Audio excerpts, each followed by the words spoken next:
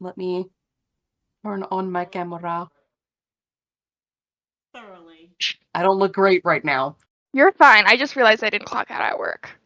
Oh, oops. It's You fine. got paid for Sharknado conversation. That's Yeah. great. Okay. It's okay because I worked through my lunch break. And that's why I didn't clock out right when I stopped working, is to get that time back. And then I just got so entranced by the Sharknado conversation It that was I quite a forgot. conversation. Oh Yeah, my honestly, it more or God. less evens out, I think. So. All right, let me turn off my ability to see my camera, because otherwise I'll be too distracted. And let me move some shit around here on my screen. Give me just a second. That won't do. Also, thank you for being on the call, because that also made it really easy for me to set up your icon. Oh, yeah. I already got your setup. Now it's just James. Okay. You should know that I literally spent all day working on this session. Like, literally woke up, rolled out of bed, started working on it, and continued working on it right up until I hopped on the call to then talk about dinosaurs and subsequently Sharknado. All connected. I hope you So would like sweet. it. I think it's gonna be I'm really so hyped. I'm too. I'm excited about it. It's so good. All right, let's get the music bot in here to I set the also scene. have no clue what voice I'm gonna do for Micah. We're gonna see what comes out when I try. That's kind of what this is for. You know, like session 0 isn't just for exposition. It's also for figuring out what the fuck you're gonna do with your character. Well, the good news is that I do have a little bit of exposition for you. Amazing. Before you have to decide on a character voice. And also, you might need to go through, like, you'll see. This is maybe not going to start out exactly where you expect it to start. Because Tom gave me ideas, like, 3 months ago about stuff. I'm on the Jurassic Park island. Yes, that's correct. I don't know how loud this is going to be, so please feel free to turn the music down if you have to. It's honestly admirable. Get some water, wet my whistle. Just how hard they went. Like, they didn't have to go that hard. Oh shit, I can't hear the Warforged. I see that Krista Looking back, you've never been certain exactly when your visions started. For all you know, they've been happening ever since your brain developed in your mother's womb. After all, you've always been a canny child. Your mother always asserted that even as a baby or a toddler, you always seemed to have a knack for understanding consequences at a capacity that would continue to elude your peers for years to come. Your sheer intelligence aside, a part of you wonders whether some of your childhood confidence stemmed from an innate knowledge of how events were likely to unfold. That being said, the memory of your first real vision is still scarred into the back of your mind to this day. You are 4 years old. It's nighttime, and you are standing alone in the empty, hollow halls of your home. The shadowed walls seem to stretch above you for miles, sandstone columns engulfed in a looming darkness. You are 4 years old. What do you do? Okay. This is great. I should also, I would like to clarify, because it occurs to me that I didn't clarify this in the thing. This isn't adult Micah dreaming about being 4 years old. This is 4-year-old Micah. Right. But 4-year-old Micah dreaming, probably. Probably. I mean, you can, out of context, you can gather it's probably. I think Micah sort of turns around and he goes like, see, now I'm not just thinking like, how would Micah talk? I'm thinking like, how would a 4-year-old Micah talk? That's why I was like, you might have to figure out exactly how he talks immediately, because I'm going to dump you into 4-year-old body for a second.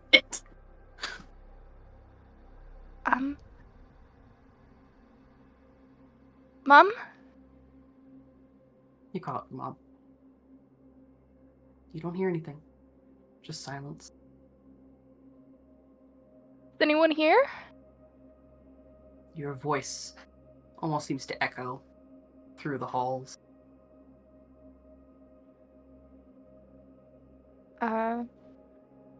I think I just start sort of like rubbing my face, like very like anxious, stimming, and then I start like walking down the hallway, hoping that I stumble into something that I recognize, that like a room or something, and that I will like I'm somehow in my mom's keep and will like know where I am if I walk long enough. Yeah, absolutely. Yeah, you start walking for a little while. In retrospect, you'll look back at this. Micah will look back at this and realize that it was a dream. And in dreams, the sort of architecture of things gets fucky. So there's a part of you that knows for certain this is absolutely your home. This is the manor, this is the fortress that you have grown up in for the past 4 years. But there are parts of it that don't add up quite right. The architecture is a little bit MC Escher. But you walk around for a little while and you're recognizing little bits and pieces here and there, and it's dark and there's no one around. There's none of the staff. There's none of the guards. There's none of the people that you seem to recognize. But you round a corner and you notice brilliant light peeking from the seams of a closed doorway. And you recognize this doorway in the way that you can recognize things in a dream. This door leads into Master Namir's study. Master Namir, master being a gender-neutral term, Master Namir is a woman.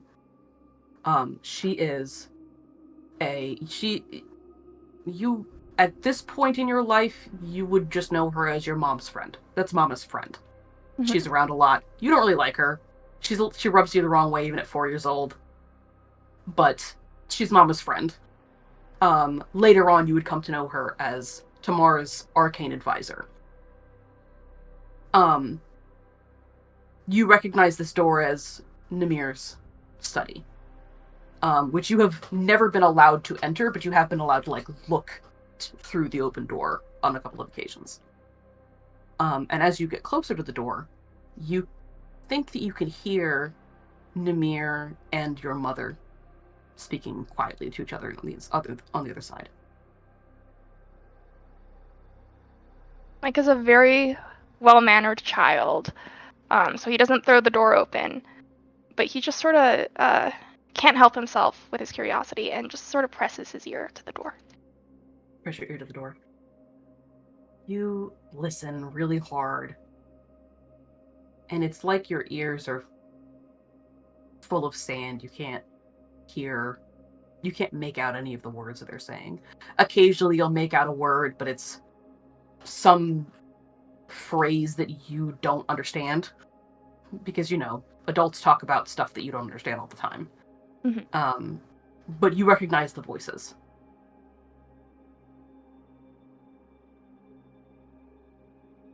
I knock and I go, Mother, Master Namir? I can't find my way back to my room. You knock. They keep talking. Maybe they didn't hear you. Open the door like a crack and just look in. You open the door and you are momentarily blinded by light. You blink through it, and when you are able to crack your eyes open again, you find yourself standing on the peak of a mountain. The light shining down upon you and into the valley below is moonlight, but it sears bright like the sun. And in the valley below you, though still close enough that you can see it clearly because of weird dream perspective, where this is a long way away, but it feels like it's right up close to you. You can see the smoldering corpse of a massive monster. Its blood, black and bright red, seeps into the earth around it. And suddenly, the monster stirs. And before your eyes, transforms into a tiger.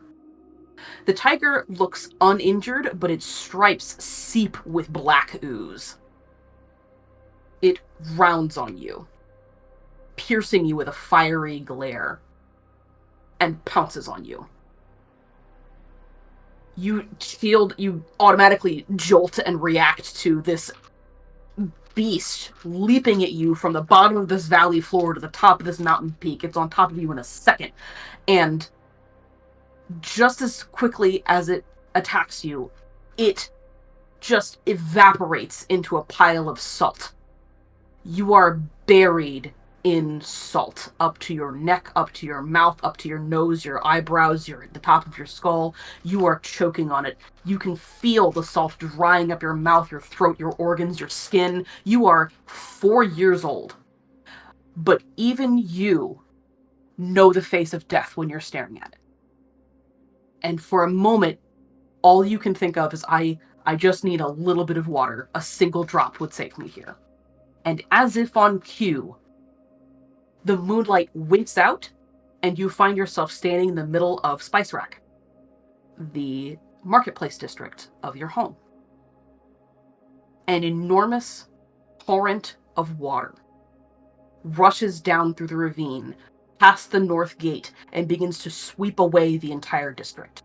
Carts full of produce are smashed, people are dashed against the stone edifice of nearby buildings, and you are dragged under the riptide. And now you're not choking on sand, but you are drowning. You wake up with a start as your mother, pulls you out of the tree. Micah, are you okay? What's wrong? I had a dream. You had a dream? Oh, darling.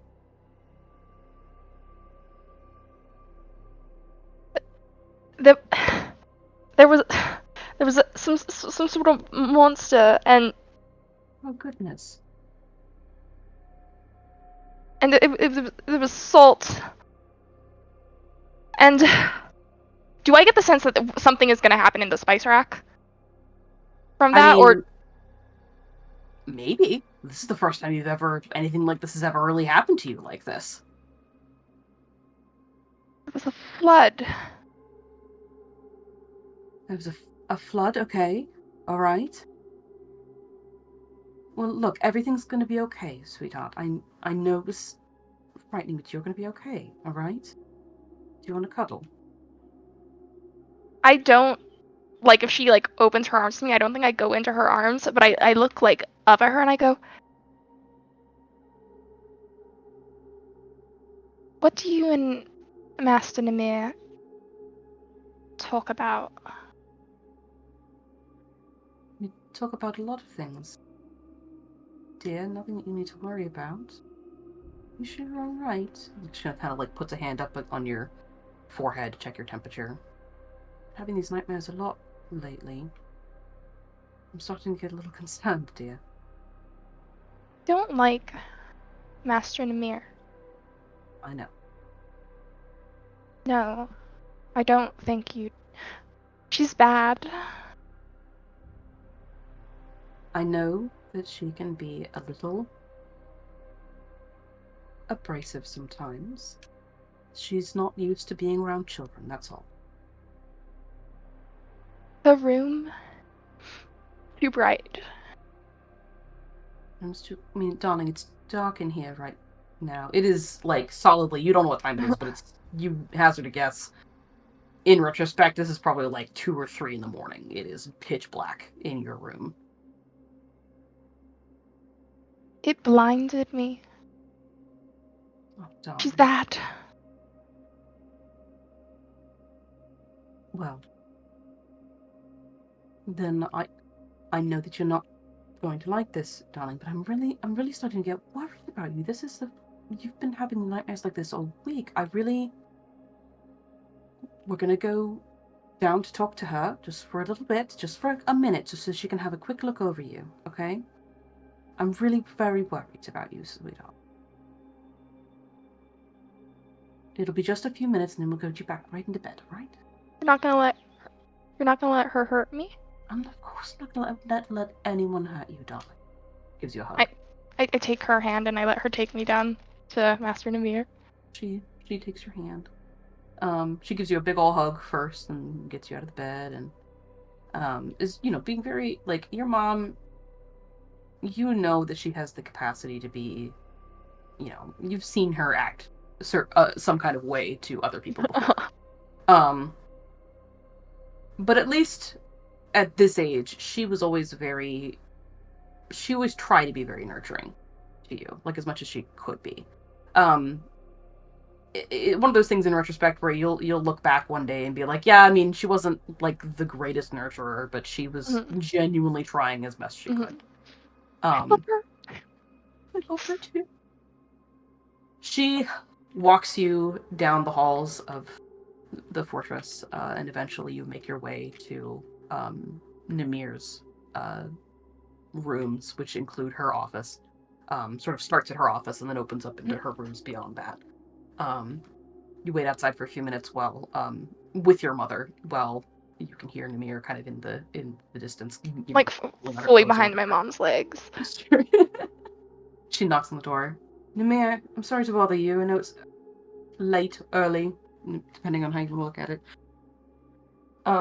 And they have a quick conversation that goes slightly over your head, but you get the gist of, like, Mom wants you to, Mom wants Nimir to look at you really. Eventually Nimir comes out. Nimir, where is my notes about Nimir? She looks. Let me pull up Southgate.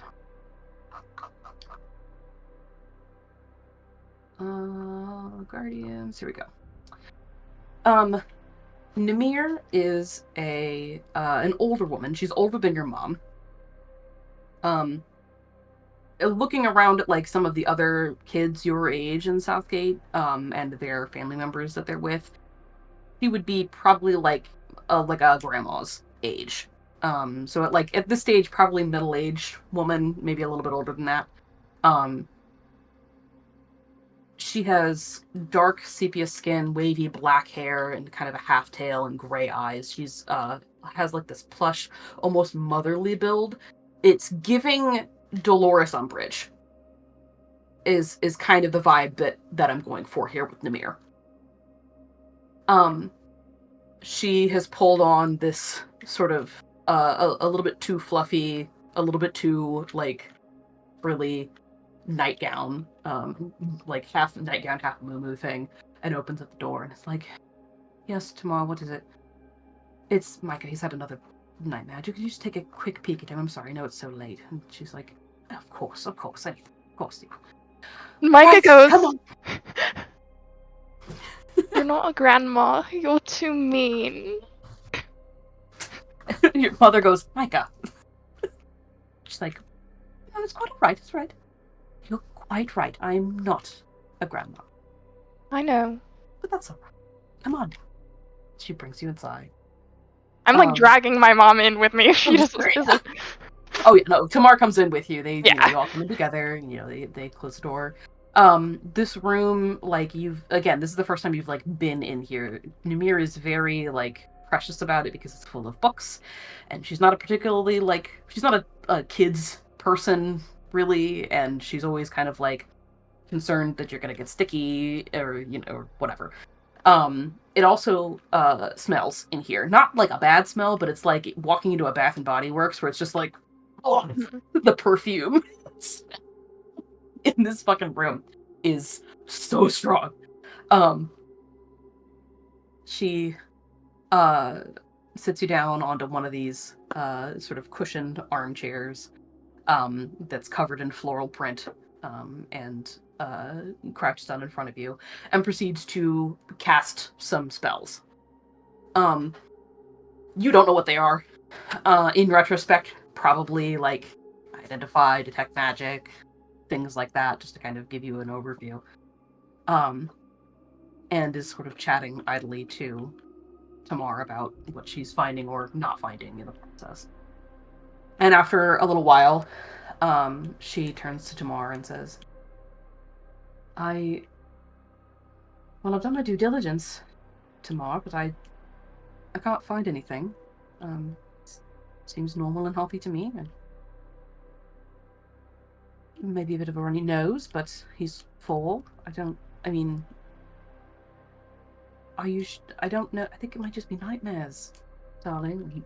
Tamar says, kind of first. I know that I might be overreacting, but I'm really quite concerned about him. Do you think there's anything?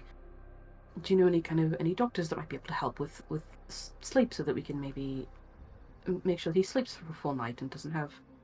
I mean, this is just the poor thing's falling asleep at the lunch table every day because he's so tired. He's been off naps for 2 years now.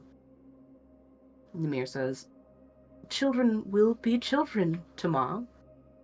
Her voice is kind of full of this cloying pity that even today you recognize. It's just like oh, sweetheart. Micah is at an age now where he's beginning to become more aware of the world around him and the dangers therein. At this stage, I don't think his dreams warrant any suspicion of malicious magic when the culprit is more likely just anxiety and an overactive imagination. Your mama sighs with exasperation and holds you a little tighter. So then, what do you suggest I do about it? Namir shrugs and shakes her head. I suggest that you put him back to bed. Coddling him will only make him think that he can manipulate your emotions even more than he already does, Tamar. Are you suggesting he's doing this for attention? Goodness, no! It's not as if he can help having nightmares, can he? I'm simply suggesting that his reactions may be overinflated.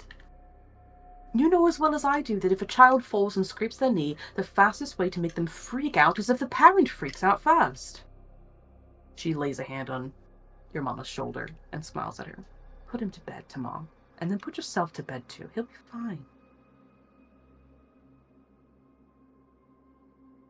Your mother eventually takes Tamar's advice and puts you back to bed. Before I go, I stop in the door and I go, keep the lights down. You can see her eyebrows knit together for a split second. She just kind of closes the door. I just love the idea now that Micah was actually just a really fucking scary child. I love that too. Honestly, I feel like it tracks just with oh yes, my toddler has vicious, horrible nightmare premonitions. Mm-hmm. All right. Your mother tucks you back into bed. You comfortable? Can you stay here with me? Roll me a persuasion check. Yes. You don't get to roll with a modifier though. Oh, I will use D20.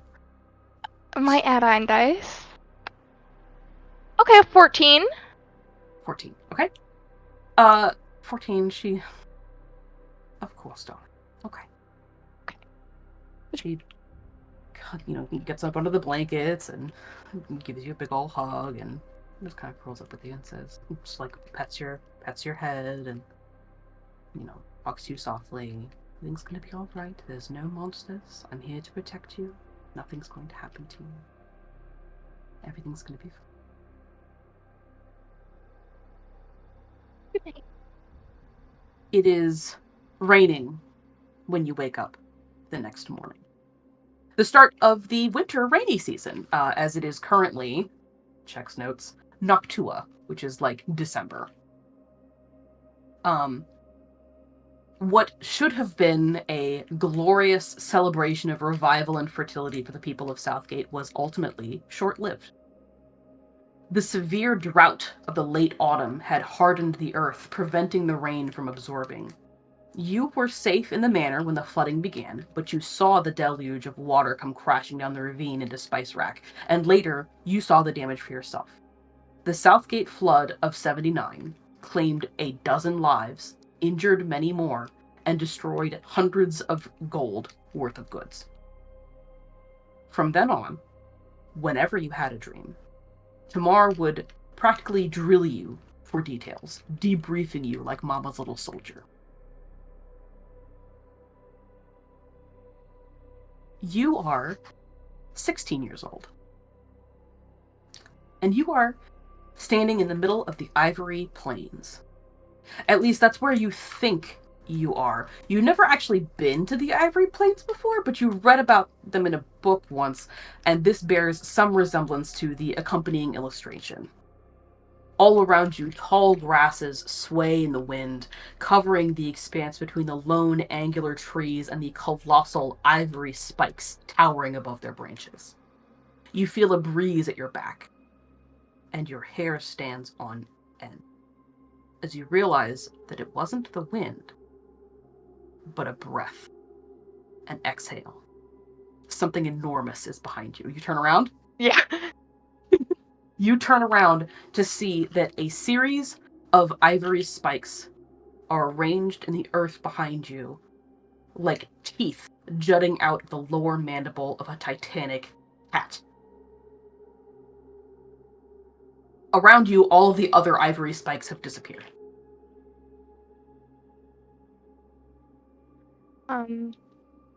Here's the thing, the fact that my mom, like, drills me for information, I think Micah would actually have gotten in the habit of being very investigative in his dreams. Mm-hmm. So Sure. I'm gonna start, like, trying to brush... It's, like, in the sand, you said?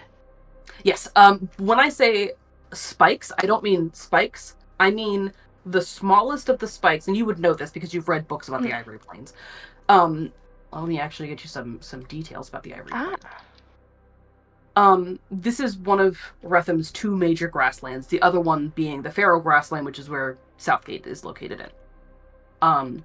This is between the Titan Flats and the Skylands Heights. It is one of the great battlegrounds of the Outsiders' War. It is dotted in every direction with great white spikes, which are the remnants of fiends that the Celestials struck down. The smallest of these spikes are still 3 times the height of a human, with the tallest reaching up to 200 feet. They are enormous. To give you an idea of the scale of this titanic cat's mandible that you are seeing. Speaking of cats, I can hear mine at the door, so let me go get her for just a second. You good? Been coming. Okay. That's me. Want to come sit on my lap? No, she doesn't. Okay,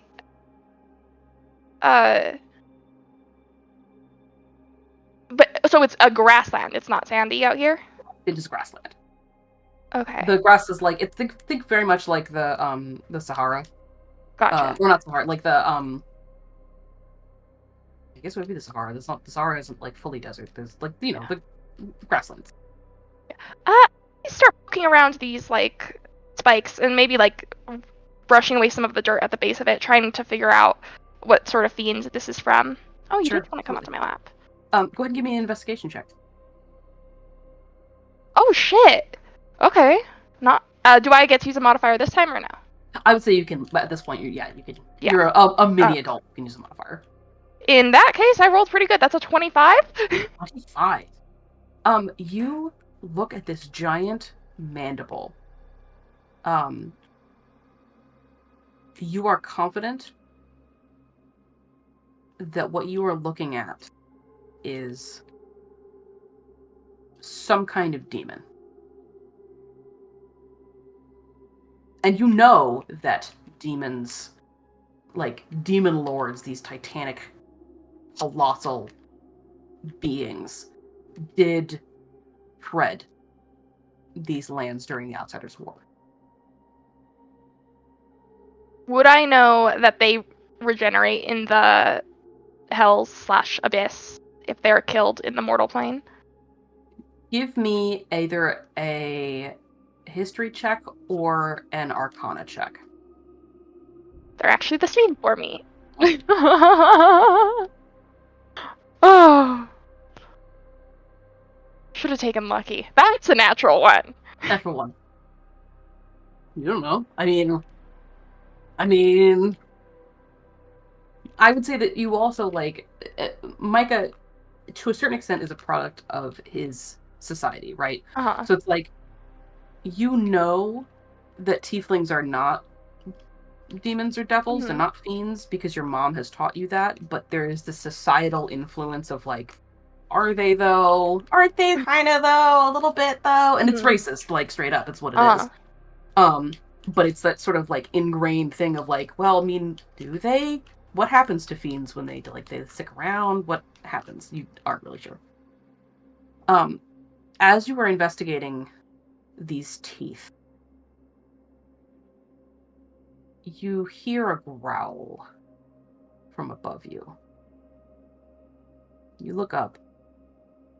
Perched atop one of the canines is the tiger. That goddamn tiger. The same one that has been plaguing your dreams since you were a toddler. You recognize it by now by its stripes. It stares at you unblinkingly, and it jumps down from the great tooth, stalking toward you. With every step it takes, the ground beneath its paws dies. The grass I'm backing up. Shrivels up. You back it up and go. You're backing up, like, and it's getting darker and darker the further back you go. You watch as the grass around its feet shrivels up and blows away in the wind, and you realize again, it's not wind that you're feeling, it's an exhale. And you look up in time to watch this. There was not a top jaw before, it was just the bottom jaw, but now you're walking into the back of a tiger's throat, and you reflexively flinch, and you feel the salt crumbling around you. Again. Again, what is it with the tiger and the salt? You don't fucking know. The salt gets into your eyes and it stings this time. And you blink to try to recover, and when your vision finally clears, you find yourself standing outside of a plantation house. You're still in a grassland. You think, though, this time, just based on the landscape, that you can recognize that you are in the feral grassland, which is near your home. A dark-colored bird sits in a cage visible from outside of the house through one of the windows. And you watch as a tiger tabaxi hurries out of the doorway of the plantation home and waves a greeting to a lone rider coming down the path toward his home. You kind of, your vision automatically, like, does the dream zoom in, and you can see that it is your mother. It's Tamar, clad in resplendent armor. She doesn't seem to notice you or the bird in the window. You know where your dream is headed at this point.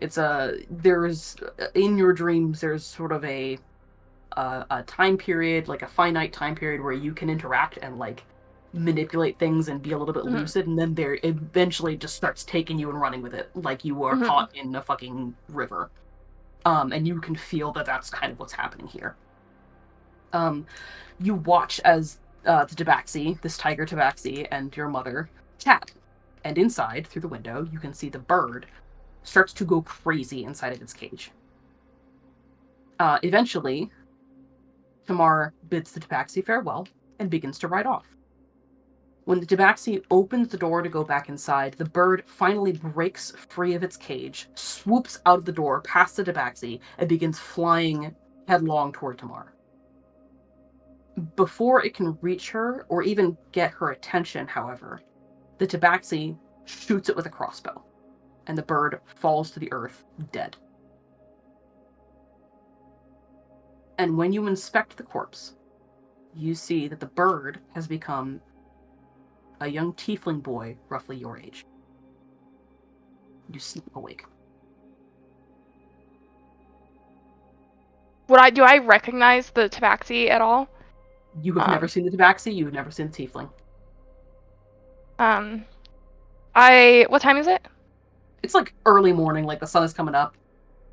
You can smell breakfast being prepared in the kitchen. Almost a full night's sleep. I put on like a robe, but I don't bother getting fully dressed, and I like hustle down the hall to go find my mom. Okay, sure. You go find her. Are you going to find her in her room, or are you going to find her in the where are you trying to find her? I would go to like wherever I would like wherever she is. I'm going like in order of like where she is most often at this time, where she is second most often, you know. So I would say that one of the things that you realize, like as you wake up and you start to like remember what day it is and all of that stuff. Your mother, every month sends out a convoy of soldiers to go survey the surrounding lands around Southgate, check in with the local outlying lords, make sure everything is kosher, everything's good to go. Usually she sends her captain of the guard out to do this. Um, Occasionally she will join them herself because she does really prefer a hands-on approach. And today is one of those days because her captain of the guard is getting pretty old and is just not really up to the trip as frequently anymore. So you knew ahead of time that your mother was going to be up very early, an early breakfast, and then out and about for basically the whole day. So you'd probably be able to find her actually in the dining room, probably eating breakfast, even though it's still super fucking early, because she's gotta get ready for the day. Okay. I go to the dining room then. You go to the dining room. You can see that your mother doesn't employ very many servants. She doesn't really believe in that. But an executive assistant is still important to a CEO. Like, you do still need to have some help for stuff when you have this kind of position. So she just have a couple of cooks on hand, and they've set out a spread of breakfast on the table. There's mint tea and coffee. There's flatbreads, eggs, yogurt, peppers, tomatoes, cheese. A nice spread on the table. And your mother is kind of leaning over the table, like half, like with one hand, like lacing up her gambeson. And with the other hand, like dipping some bread into some oil and herbs and kind of munching. Just like, oh, good morning, darling. Are there any servants in the room, or is it just her? They're kind of just puttering around, but they're not like directly in there. They're like proximate, but not directly like next to you. Snuggle me. She can decide whether she wants to be in my lap or not. Are they within earshot? Not really. They're kind of banging around in the kitchen nearby, and Okay. there's a lot of like shouting and stuff like they're carrying on. I sit down, like, I probably, like, I don't know what the layout of chairs is, but if there's not a chair directly next to her, I will drag a chair over and then plop down right next to her and probably just grab, like, a piece of fruit, take a bite, and I go, the lords that you are to treat with today, they're a tiger tabaxi. A tiger tabaxi? She kind of, like, leans on the chair next to yours and thinks, no, I don't think so. To the best of my knowledge, there aren't any tabaxi lords with tiger markings within my jurisdiction. Not least that I'm aware of. Why? Did you have a dream? It might have been a metaphor. Someone that you are to meet with today. I think they keep slaves or indentured servants. One of them will seek your aid. And if you are not looking, he will kill them before they can ever seek your help. Well, good morning to you too, darling. She kind of like ruffles your hair. Maybe I should go with you. You have Yoli is coming in today. She has a full schedule prepared for you of lessons. I will be fine. Well, I'm not. I know you'll be fine, but he was only a 16-year-old boy, Mother. He was my age. You're only a 16-year-old boy. Darling. But I remember my vision. And now you've told it to me, darling. I appreciate that you want to come and help. I need you to trust me that I'm going to be able, that I can take care of it. Right? Give me all the details that you have, anything that you can remember. But I do really want you. It's very important that you have your lessons. We don't get to have Yoli in very often. Yoli, for what it's worth, is a tutor that your mother has kind of every now and then. She is professor, or actually not professor yet. Currently now is like 28-year-old Micah. You would know that Professor Yoli Kwani, or just Yoli, is now a pretty well-respected divination teacher at XGO University. Right now, though, she's still fairly young. She's like she's a graduate student, and occasionally she'll come into Southgate to your mother has hired her to come in and teach you some stuff. One of the things in particular that she has been trying to teach you is various different methods of like divination tools, like tarot cards, rune sticks, things like that, to help like foster any of your divinatory abilities, and also to provide you with more symbolism to latch onto that can help to like discern more vague stuff. And today is one of the days that Yoli is supposed to be coming in to tutor you. Well, I love Yoli. She could come with us. I'll take my lessons on horseback. I think I would pay to see Yoli on horseback. I don't think she'd have a good time. I don't think the horse would have a good time either, darling. Yoli, for what it's worth, is a lizard folk. She is a Parasaurolophus lizard folk. So she looks like this. Put the picture.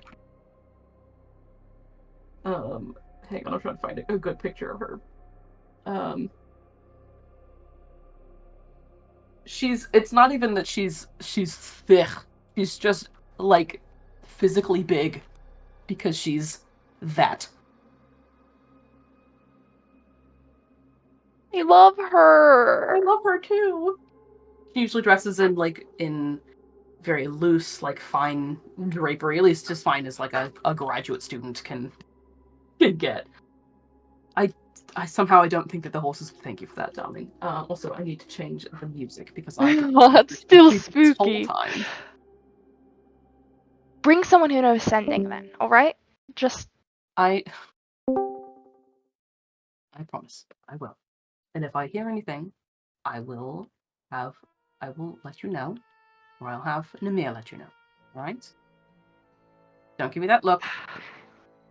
I know. I could do a job at this point. I think you're oversimplifying it, darling. But one day, I mean, she is getting older, and you are quite talented.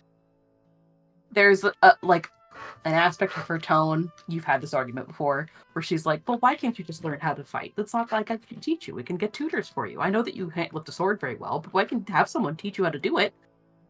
And she's like, coming to the begrudgingly be like, "All right, you want to do magic? Fine, fine." Very well. Good luck. Thank you. I'm eating the rest of this. You're a growing boy. She gives you a kiss on your head, and like squeezes your shoulder. Hey, if you're not going to be here, could I start a garden? Did you what? Excuse me, young man? Oh, we've got all that room in the courtyard. We're not using it for anything. Some people go out there and bat swords around occasionally. Oh, I thought for a moment that you were talking about. I thought you were talking about doing drugs. Yes, that's fine, darling. If you want to start a garden, fine. Fantastic. Suppose we could probably. She like looks around for a second at the room that you're in, kind of like. Suppose it is a bit. The equivalent of Spartan in here. Yeah, I'd say so. All right, well, you have fun with your garden, but not until you're done with your lessons. All right, it's very important. Maybe Yoli can teach me botany. Maybe she can. I'm sure. I'll ask. I mean, if druidry is what you're saying, I've known quite a few druids. I'm getting off track. I need to go. I'll see you later, darling. I will probably be back pretty late tonight. So if you would like to have dinner at the normal time, please feel free to eat without me. But if you would like to have dinner with me, then it will probably be a little bit later than usual because I don't know what I'm getting. I'll see you later. See you later. Chance off. Skipping forward a little bit in that day. You are It's like later in the afternoon. You're kind of... It's hot. Are my And lessons done? Your lessons are, well, currently still going on, and that's part of the problem, is that you hear, Micah. Micah. Yes? You realize that Yoli has been trying to get your attention for several seconds. Maybe it's the heat, maybe it's the lack of, like, general lack of sleep, but you're finding it harder than usual to concentrate on your lessons today. Yoli, do you want to start a garden with me?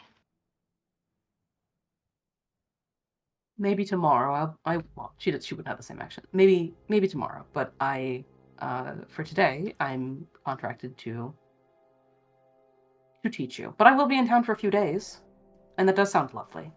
Alright. For the moment, though, she very patiently taps the spread of tarot cards that she has spread on the table between the two of you. The cards in question are Ace of Cups, Page of Wands, and the Tower. Would you care to venture a guess? I'm stuck in the accent now. Would you care to venture?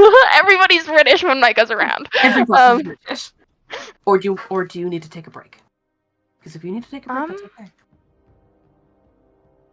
No, this is Leslie has very rudimentary knowledge of tarot cards, so I'm just gonna spitball based that's on totally that. Fine. So the Page of Cups, the Ace of what? It's the Ace of Cups, the Page of Wand, the Page of Wands, and the Tower. And the Tower. Well, cups is like abundance, right? So something about a large amount of, I don't know, maybe growth, change, something good, maybe, or potential. And then the Page of Wands is, maybe it could be me, or my mum. And Page of Wands is headed somewhere, or doing something, and it's gonna lead him to disaster. Well, it's certainly not the worst reading that you've done. Still stuck in the accent. I don't think I have the inclination for the tarot. And that's completely fine. This is, as you know, too many of them. What? There's too many of them. Out of character, if you Leslie are interested in tarot stuff, I have been learning some stuff recently too that has been very helpful to sort of break it down a lot easier. That I will happily send your way. I would love that. Here's too many cards was just Micah. I Leslie think tarot's very neat. I think it's like really neat too. Well, I mean, that's part of the reason that I am here, because I happen to have knowledge of a lot of different divinatory tools, and maybe tarot isn't the one for you, and that's okay. But that's something that we will figure out together over time. So, why don't we take a break? Let's get some air. We've been at this for several hours. Why don't we go out to the market and get some seeds? All right. Okay. All right. Fine. Sure. There, I suppose, seeds can be used for divinatory purposes as well. I have used this too. Sounds fantastic. And you know what? I'm so bad at tarot. I tap the tower. I'm like, I wouldn't worry about that one anyway. She rolls her eyes and packages them back up in a little velvet bag. You walk together through the manor, heading out toward. Are you going into the Iron Crucible, or are you going into Spice Rack? Would one be better than the other for this purpose? I mean, so the Iron Crucible might be better for it, just because the Spice Rack probably has seeds, but it caters more to like tourists and rich folk, so it's got like exotic shit there and spices and food and stuff like that. Whereas the Iron Crucible is more like the working man's, district. That's where the farmers come in and from outside the city. You know what? I think Micah wants to go to the spice rack now that you say that, because what Micah would be like super curious about is the like non-local plants that requires Sure. 10 Okay. times the effort and Sure. Okay.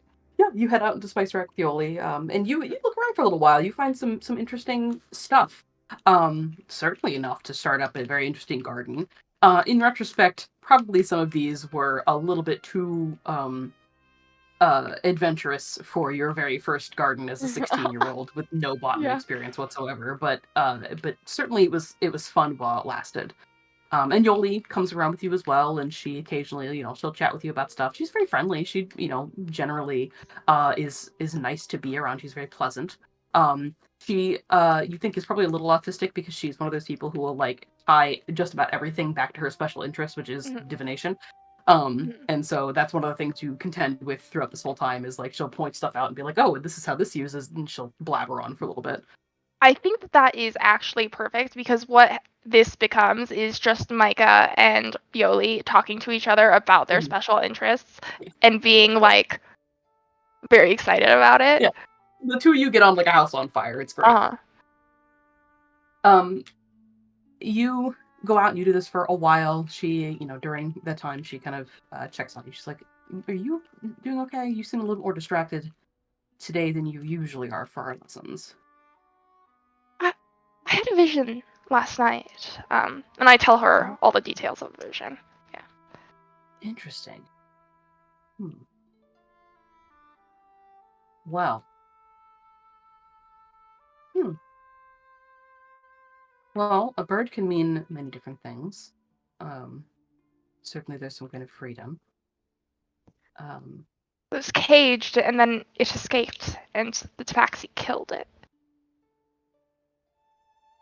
that could mean a number of things. Certainly, it could be very literal, or it could be in the way that you've interpreted it, or it could be more metaphorical. This could be the bird could be symbolic of your own freedom. The tabaxi could be. I mean, you said it was a tiger, and I know that you've had dreams about a tiger before. Um, that could be some kind of um,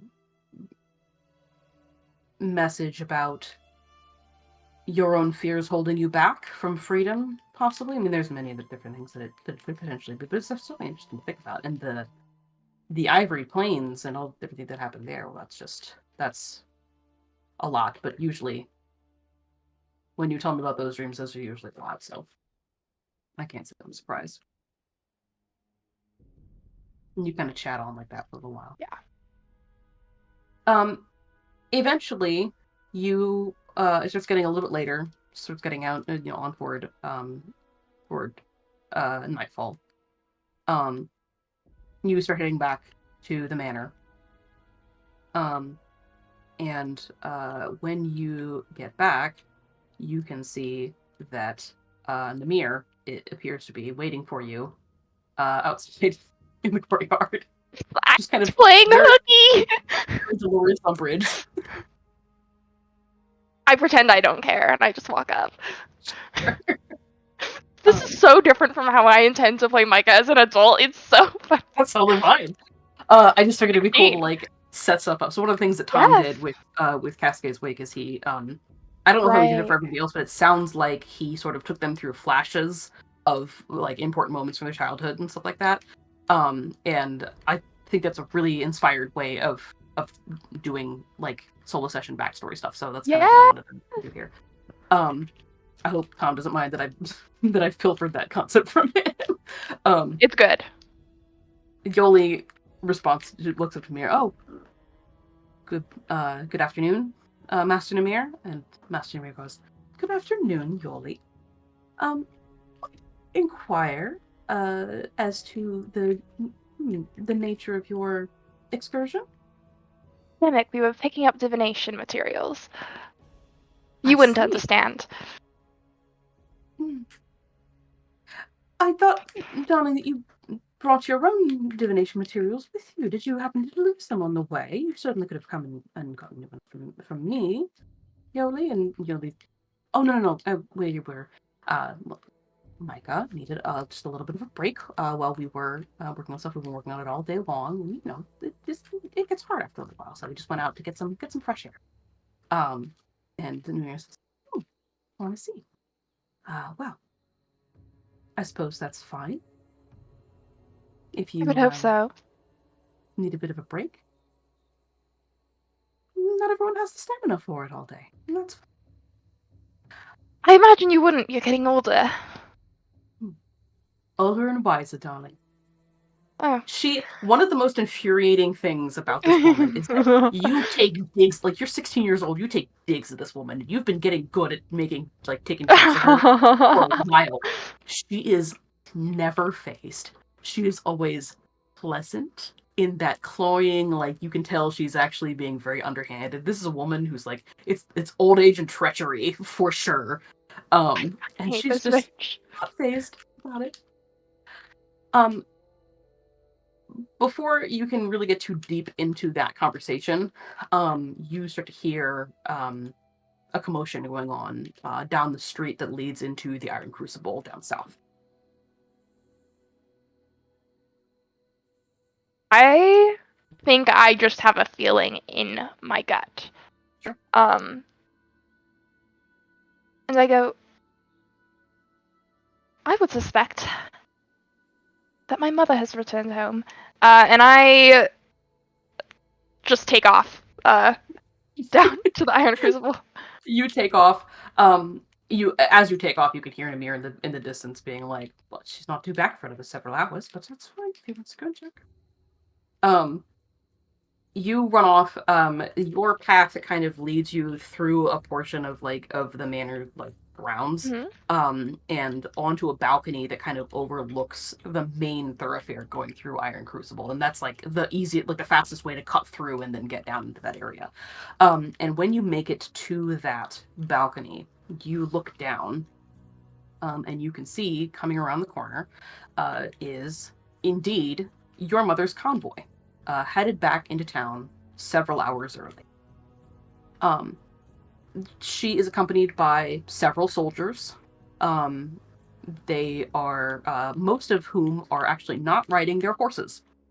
Most of them are walking alongside their horses. There is, your mother is on a horse, and there is one other person that's on a horse. And you can see that riding immediately behind that person, that soldier, is a cheetah tabaxi.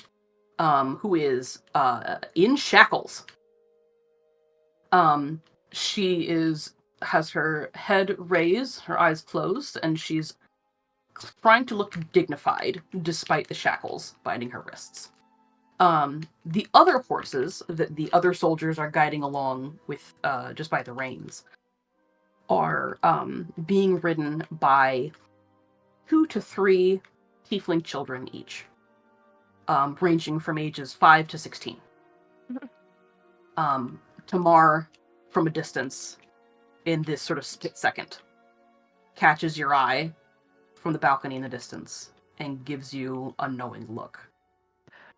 Real quick, are you playing with the rule that allows wizards to change out cantrips? I think it's on a long rest.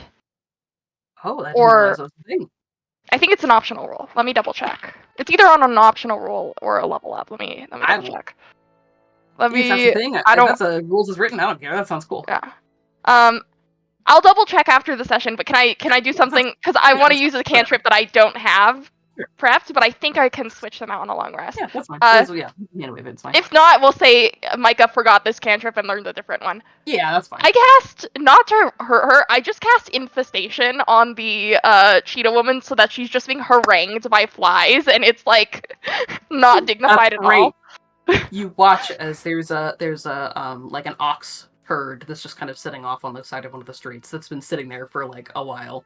The dookie got dropped earlier that day, and it's swarming with flies, and you cast the spell, and you watch all the flies go from this cow turd that it's feasting on to just go up and start buzzing around her head, and she's with the shackles in her tail, trying to get them to go away. And it gives you a sense of morbid satisfaction. Yes, absolutely. Tamar kind of glances at the tabaxi and then looks back up at you and very discreetly thumbs, like, in front of her so that nobody else can see it, Uh-huh. thumbs in the direction of one of the tieflings. And as you look in that direction, this tiefling catches your eye and locks eyes with you for just a brief moment before the convoy's path takes them around the bend on their way to the front gates that you just came in with Yoli. And it is the same tiefling boy that you saw in your vision. He is alive, if severely emaciated. So, did you save his life then? By telling him? Can your visions be changed by your actions? This is the Micah's first time that... elated. Also, for what it's worth, if it wasn't obvious, that tiefling is Tor. Yes! My boy!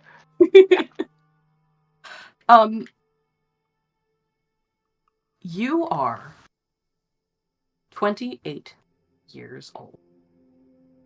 It is early, like, first week of Gallus, in the year 103. For once, your sleep has not been plagued with dreams or nightmares. And you awaken to the sound of birdsong and to little tiny feet hopping across your face. The sensation goes as soon as it comes, but the peeping continues, and a second later you hear a muffled grumble from the body curled up in your arms. Dice! Eurydice continues to peep at Tor and hops off of his cheek and perches on top of the tip of his unbroken horn. And you hear Tor just kind of, like, his blankets, and he says, I'm going to turn this bird into a chicken nugget in a second, babe. She just wants you up. She wants attention and probably breakfast. Which, speaking of breakfast, I could do with. You're chipper this morning. You must be excited about. I actually slept through the night last night. It's good. Well, yeah. I guess you didn't wake up screaming or anything. I can't We say call that a I win. was up for last night. And he rolls over and gives you a kiss. Disgusting. Oh, Papa. Don't make me. I don't want to. Come on. Lots to do. No. He drags himself out of bed next to you. You start getting dressed. I definitely, I'm the sort of I help him get dressed. I'm buckling up the back of his shirt. He 100% lets you. It's this sort of this dance that you guys have created over time. You know, you started off as friends shortly after he appeared in that combo with your mother, and over the years, one thing led to another, and you've been here for a good while now, and it just feels natural at this point. And as you're helping him get dressed, and getting yourself dressed, and he's kind of helping you here and there as well, says, I have a bunch of greenhorns that are going to be on duty for the first time during flogging day next week, and I am not looking forward to giving them a crash course on how to deal with Norfallans. But I suppose I need to get that done sooner rather than later. It'll be alright. Trial by fire, right? That's how you learn to swim? No, that's not the phrase. But I mean, I feel like if it's by fire, that's probably not a good... It's probably not a great place to swim. Fire? You talking about the fire plane or something? Oh my god. Hey, listen, I know he kind of leans on the back of a chair that's got some clothes draped over it, looks at you. I know that you have been sort of nervous about today's demo. You are going to do great. It's gonna go great. I Leslie don't know what he's talking about. I know. This is me giving you. I'm dropping you in meter. Oh, okay. Okay. Sorry. No, you're totally fine. You would know that today is a very special day because today you are testing out the mechanism. You are testing the arcane catalyst that you've been working on for, at this point, a couple of years, solid. And you've done other tests on it before, and it hasn't really gone well. They've been like minor little tests. This was the big one. You are pretty sure you've got it at this point. You're not an artificer, but you're the closest that you can get to. And you're pretty sure you've got it at this point. But it has been a little bit nerve-wracking because, you've had your mom counting on you, and you've had Tor counting on you, and it's been a lot. Well, it's a big thing, isn't it? It's, no pressure, just a lot of people's safety and happiness and freedom. Not sweating it at all. Don't worry. You are gonna do great. Kind of comes up to you. Takes your face in his hands. You've been working your ass off on this, and it's gonna work. Can't Dice do the demo? Something tells me she wouldn't be able to. I don't think she's big enough to pick up the key. She peeps and hops onto your head. Fortunately, quite strong. Well, she is. Yeah. He like holds up a finger, and he Dice hops onto it, and he's like, "Oh, she's dragging me off," and he like mimes her dragging him around, and then he like holds her up and gives her a little kiss on her beak, and puts her back up on your shoulder. You're gonna do great. All right. Are you going to be there? Or are you gonna be? I should be there. Okay. I'm hoping that I can transfer to one of my subordinates a little while ago. I don't want to be able. I have better things to do than training newbies all day long. So yes, I can be there. But... No, don't say that. Who else are they going to learn from? I guess. No one better than you. Yeah, it's what keeps them alive. Well, thankfully the Norfallans aren't going to be, they get a little nutty around the holidays they can't celebrate up north, but usually not murderous, even on Flagging Day, so I think we'll be okay. They deserve to have a little fun too. Norfallans are so stuffy. Who could live there? They really are. It's, oh god. I hate this holiday. Not even because of the Maiden of Pain, just because of the people that show up. You would know that one of the things that happens a lot is that there are some holidays like that are just normal, but there's some holidays that are banned in Norfall, and people will migrate from Norfall down into Southgate just to celebrate that holiday, and just becomes this big rush of tourism for like 3 days around the holiday, and then they leave again, and it's always just a little bit chaotic. Oh my god. Where people come to celebrate spring break? Well, yeah, I mean, it's because, there's holidays that are banned in Norfall, and so they can't celebrate them up north. You pull on the rest of your clothes, or dons his. He's not wearing his full plate armor today or anything like that, because he doesn't really need to. But he's wearing leathers and stuff like that. Gives you a kiss on your way out. You head down to the workshop that is adjacent to the fort. It's like within the fort's grounds, but it's not like inside the house. That you have been working in for a while now. Officially, the barrier wall is a precaution against potential future invasion from Norfall. Just as a precaution. The Montengard Gate, that Southgate sits south of, isn't really all that defensible from Retham's side of the Rosewall Mountains. And that's part of the reason that Tamar was awarded the title of Banthane and jurisdiction over Southgate, to channel her expertise at defending territory into bolstering the kingdom's defenses at its border with Norfall. Especially because of how much, like, the Dawn Guard has been cracking down, the corruption that they're seeing in the Viridian Knights. There's been some weird, like, undead stories they've been hearing about going on up there. Like, it's weird. So officially, that's what the barrier wall is supposed to be helping to protect against. Unofficially, however,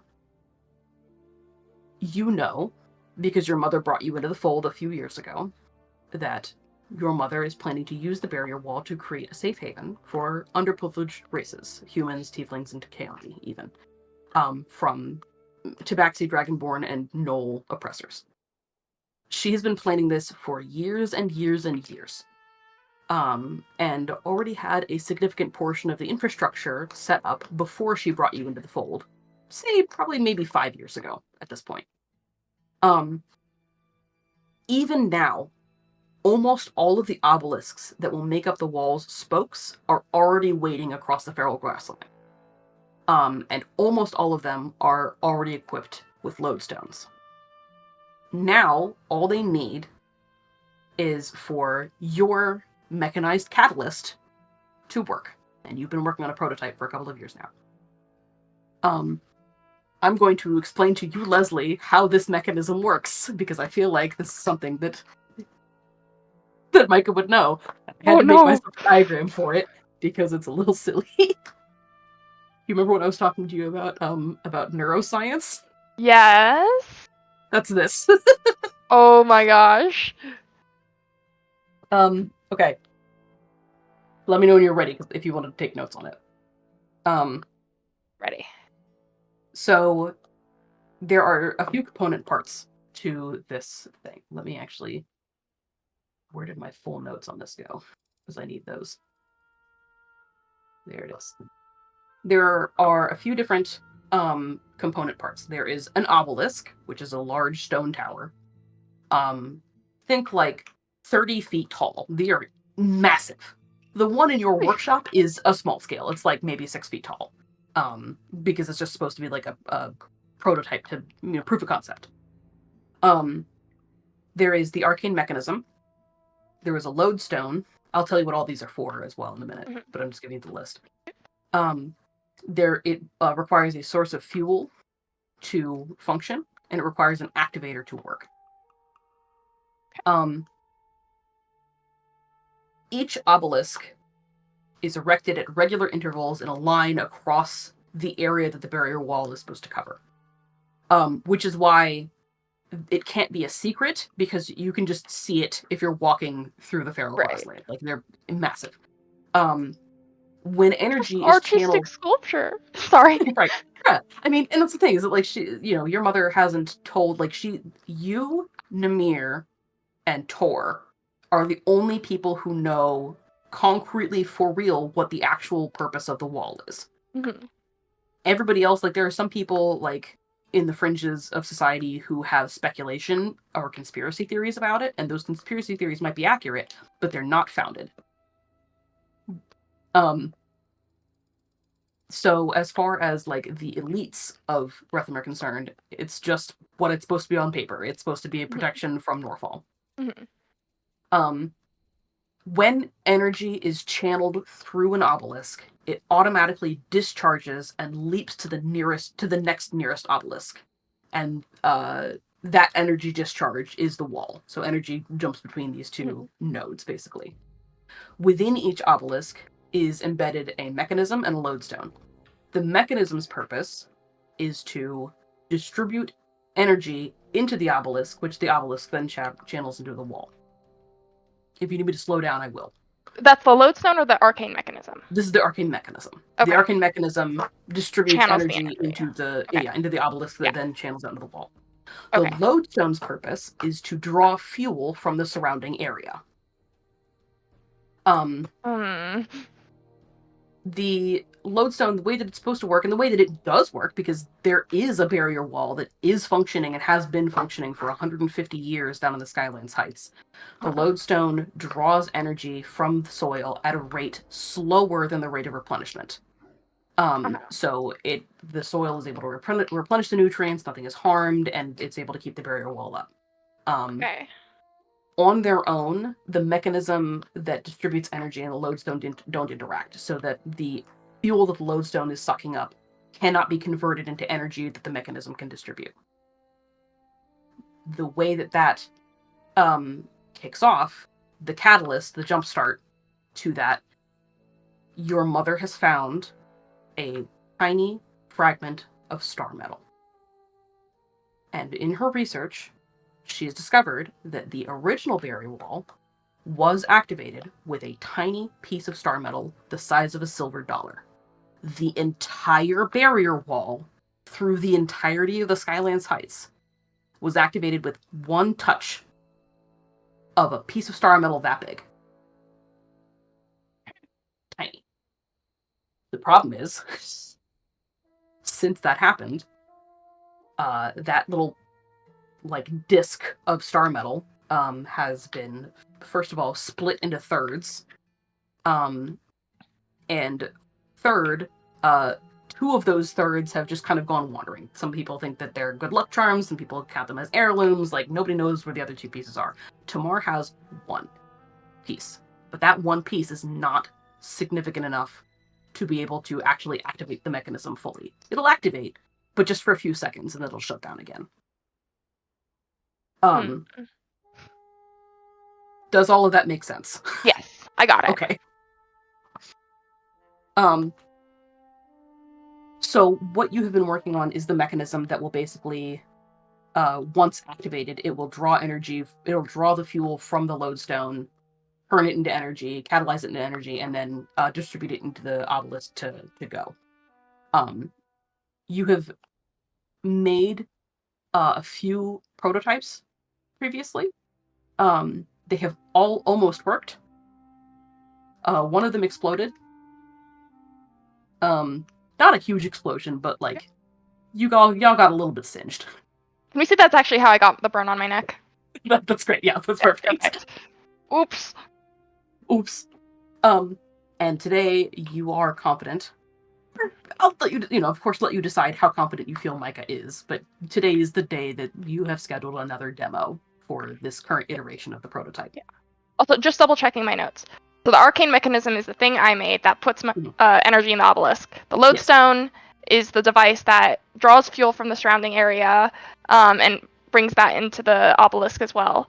The fuel is the soil, which is who's calling me? Go away. Taken at a lower rate than the rate of replenishment, and then the activator is the metal. Right. Yes. And do the activator and the arcane mechanism interact at all? They do. The basically by touching the mechanism with the key is what causes the mechanism to turn on, start sucking fuel out of the lodestone and converting it into energy that it can then distribute.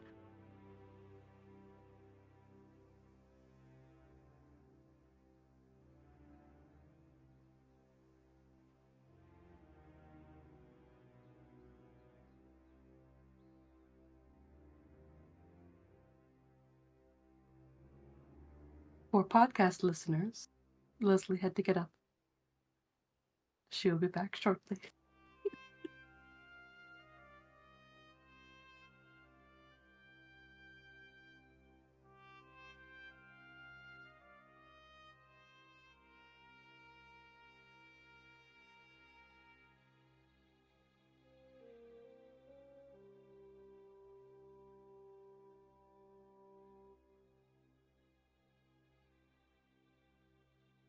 You're still muted. I can't hear you. You've got the thing. Right. Thank you. My mom went to the store and she came back and she was like, "I bought you clothes." I was like, I can't ignore my mom bringing a gift. Absolutely not. No. Okay, perfect. I got my notes.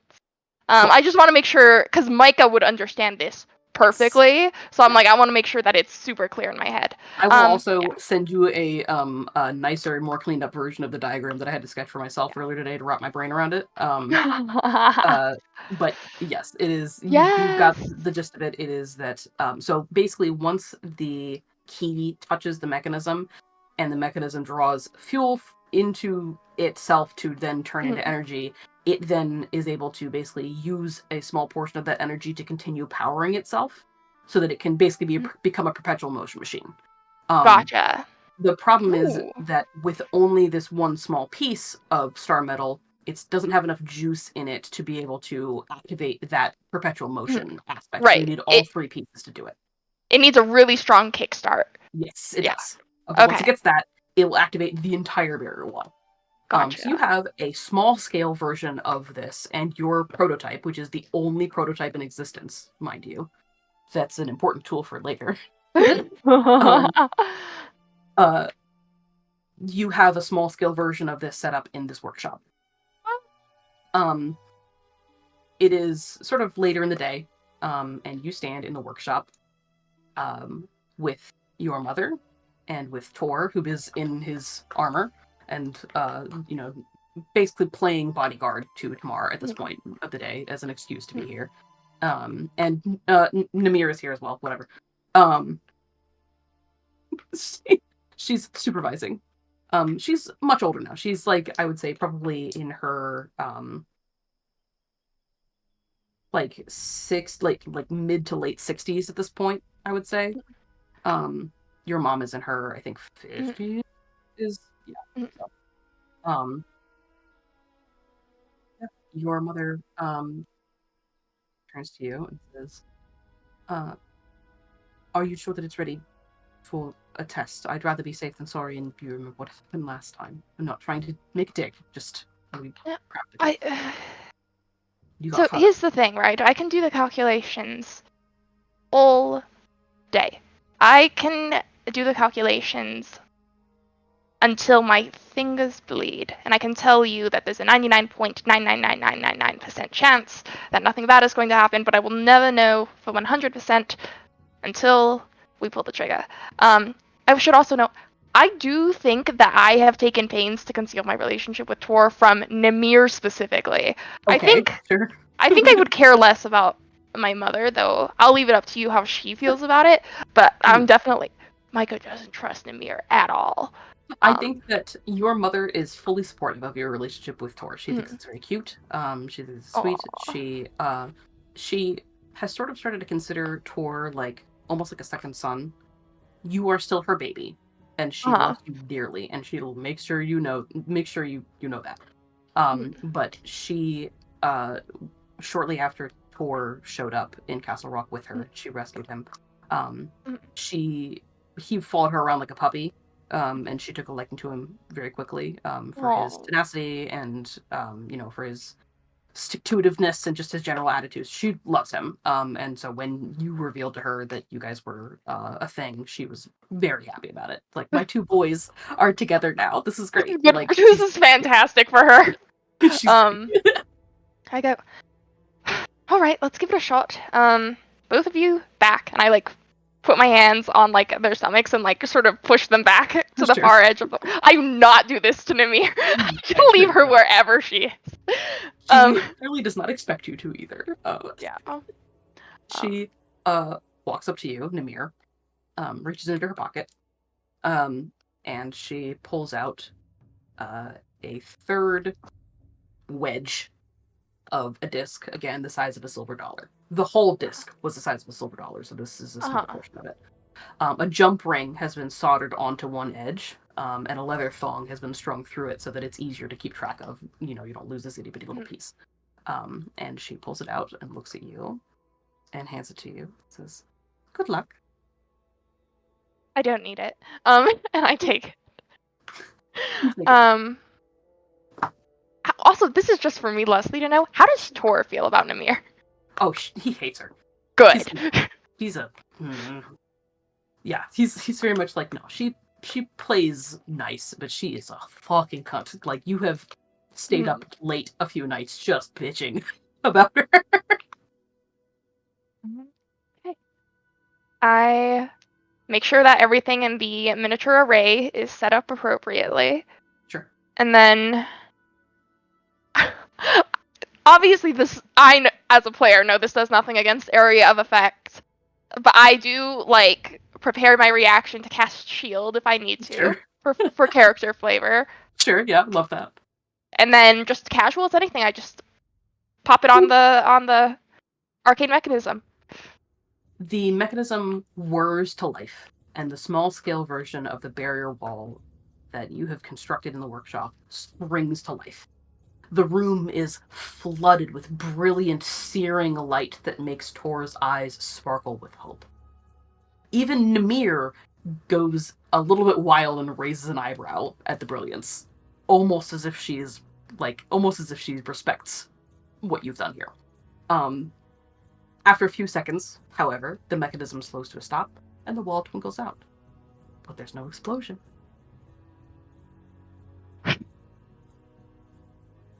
I never doubted it, so. I never doubted you either, darling. If Tamar comes up and gives you grabs your shoulders, gives you a big hug, gives you grabs your face and gives you a kiss on your forehead. It's perfect. I'm so very proud of you, Mike.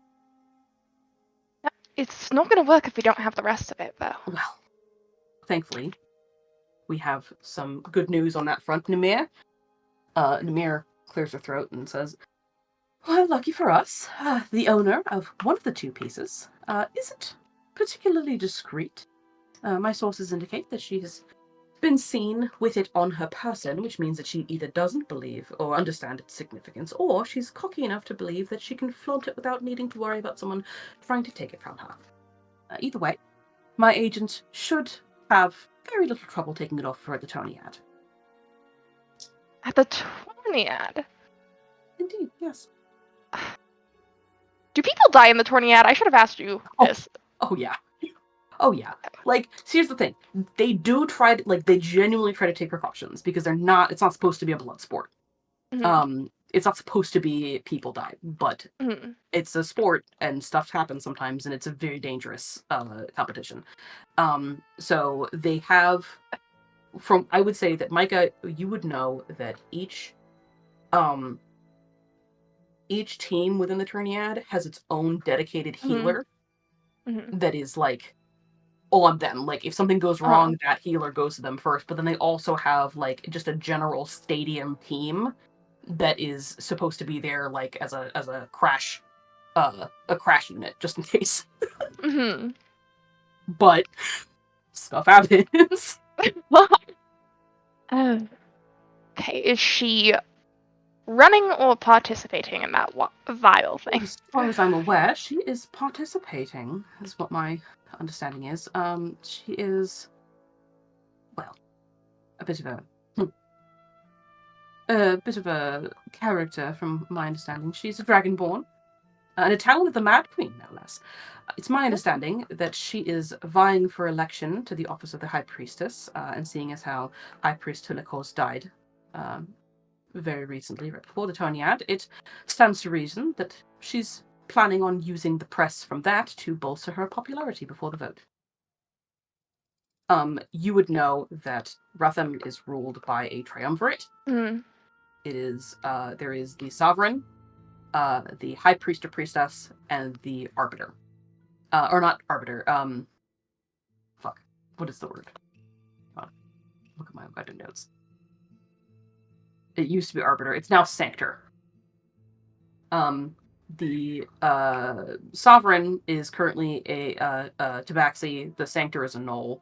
The high priest was a gold dragonborn. He was very elderly, and he recently passed away of natural causes. All three of these positions are elected positions, and so they are now in the process of trying to figure out who they're going to. But it's an elected for life kind of thing. So they're currently in the process of trying to figure out who the next high priest or priestess is going to be. Well, that is good news. Yes. What's her name? I appreciate your candor, Micah. But I assure you, I have it under control. And you have more important things to worry about here. One catalyst is certainly worth celebrating, but we'll need dozens more before we can fully activate the wall. Not going to be that difficult. I could write to Yoli. Yoli and I say I can send her a letter. She could divine on the matter. I appreciate your offer. I have it under control. Don't worry. Oh, if only I had the second level spell detect bats. All right. Well, I do think this is worth celebrating, says Tamar. She wraps an arm around your shoulders. Here's the thing. You have been trying to be discreet about your relationship with Tor. Tamar has not gotten that memo, and even if you've told her, she's definitely one of those people who doesn't really appreciate the significance of that. So she's very laissez-faire about Oh yes, I see. We're gonna keep it under wraps, but then like very obviously does things that like make it very clear that there's stuff going on between you two. She like wraps an arm around you and wraps an arm around Tor and says, "I'm treating you both to dinner tonight. Come along now." You feed us to dinner every night. It's the least that I can do. Come on, Namir. We're drinking. Just immediately scowling when Namir's invited. Let me change the music.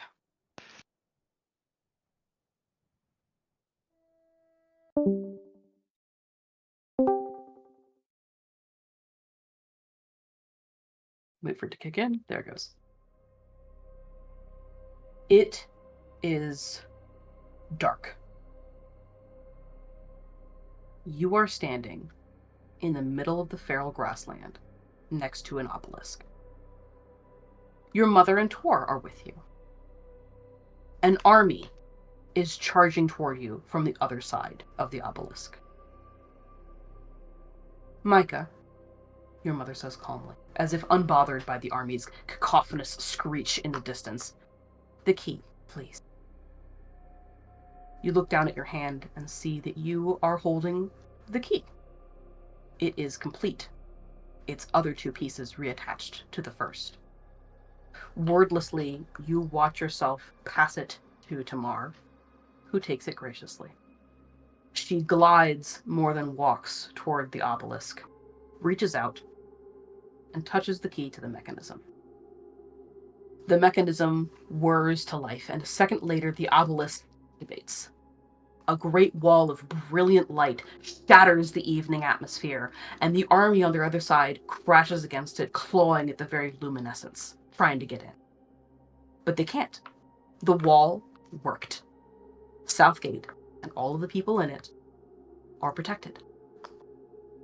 A face on the other side of the wall catches your attention because it is your own face.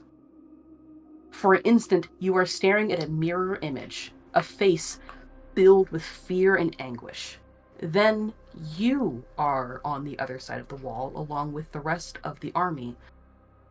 Tamar and Tor have not followed you. And they spot the tiger stalking toward them in the grass in the same instant that you do. They both draw their swords from their sides and prepare to fight as the tiger lunges for them.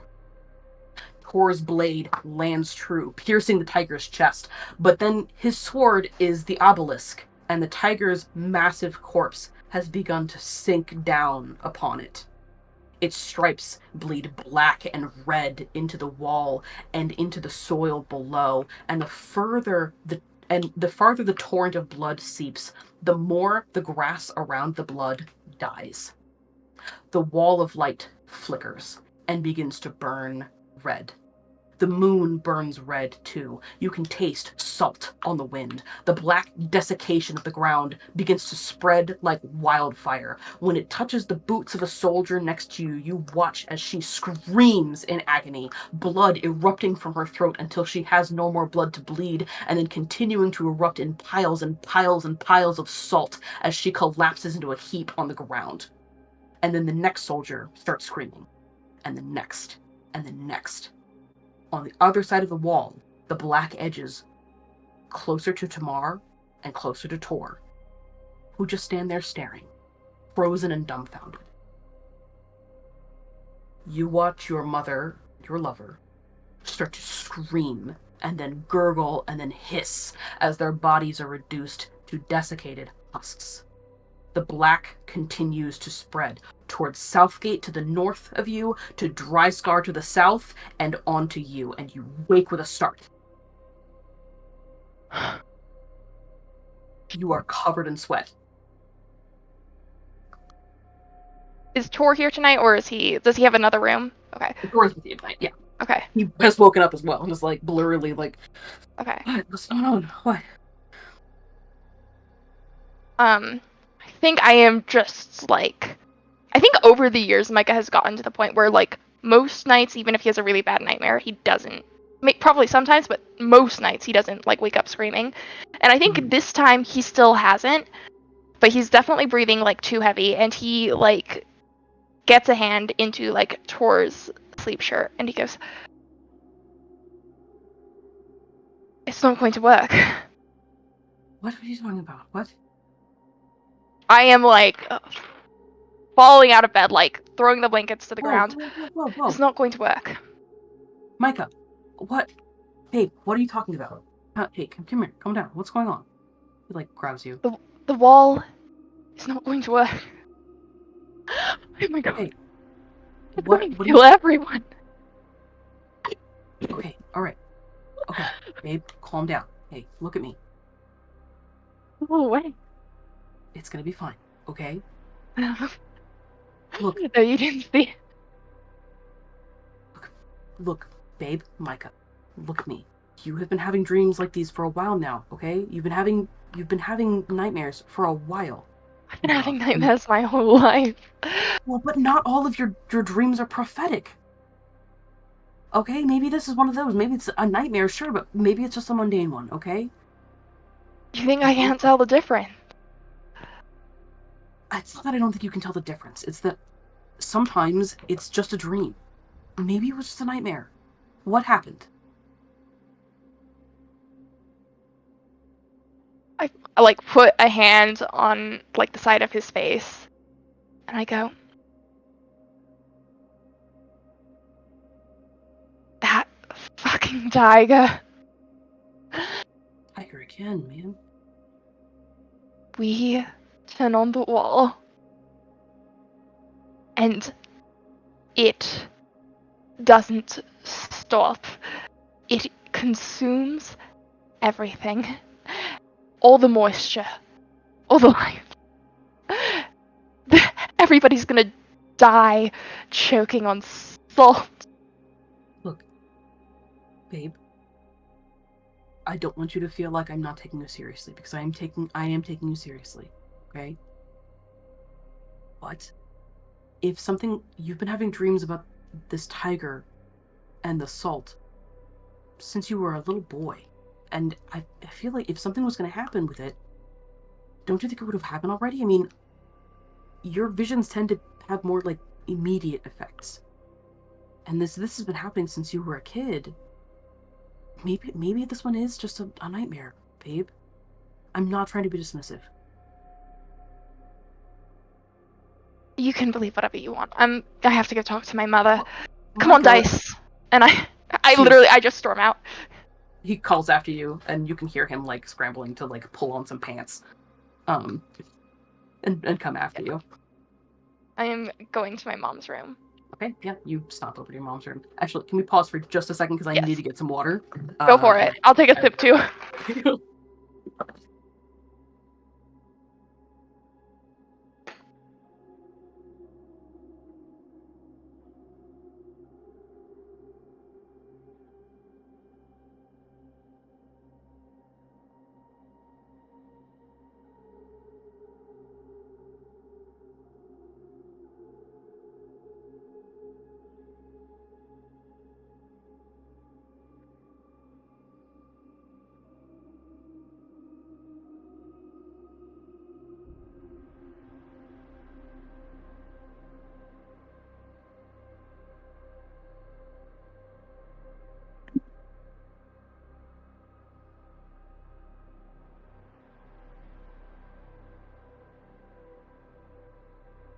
Okay, sorry. I was like, Sadie, I need water. Ironically, given the circumstances. Salt. I will also say, just because I was thinking about this while you were getting water, Uh-huh. Micah does not eat unseasoned food, of course, and I think he can Sure. eat like food that is like salted, where it just like enhances the flavor. Anything like beef jerky or anything that's like overly salty, he cannot eat it. He will get sick. I love that. Because I'm imagine he's had so many dreams where he just dies or almost dies choking on salt or gets like very dehydrated from it. He hates it. I love that. That's a great touch. I love it. It's like have you seen the Tumblr post about the person who talks about like unconventional or like unconventional or untaggable triggers, and like hers was like she can't eat eggs because like all she ate when she was in the hospital was eggs. And she almost died during that period of time, and it was like 6 months of being like in incredible like pain. And so she's like obviously like people in writing can't tag every time their character eats eggs because nobody would even think of that. That's what Micah's got. He's got like, I can't eat salt. I love that. I love that. It's fantastic. You storm down the fortress walls or the fortress halls to your mother's room. You bust in. She wakes up. What, Micah? What's going on? You are able to walk right past the guards as well. Like they are concerned and looking in, like what the fuck? But you are her son, so like they let you through. Yeah. Micah truly, every servant, every guard, he knows them by name. He knows their kids' names. So he does greet them by name when he walks in. He's like, "Hello, Claudia." I Leslie can't think of another name, but he says that one too. Sorry, another vision. And then I close the door.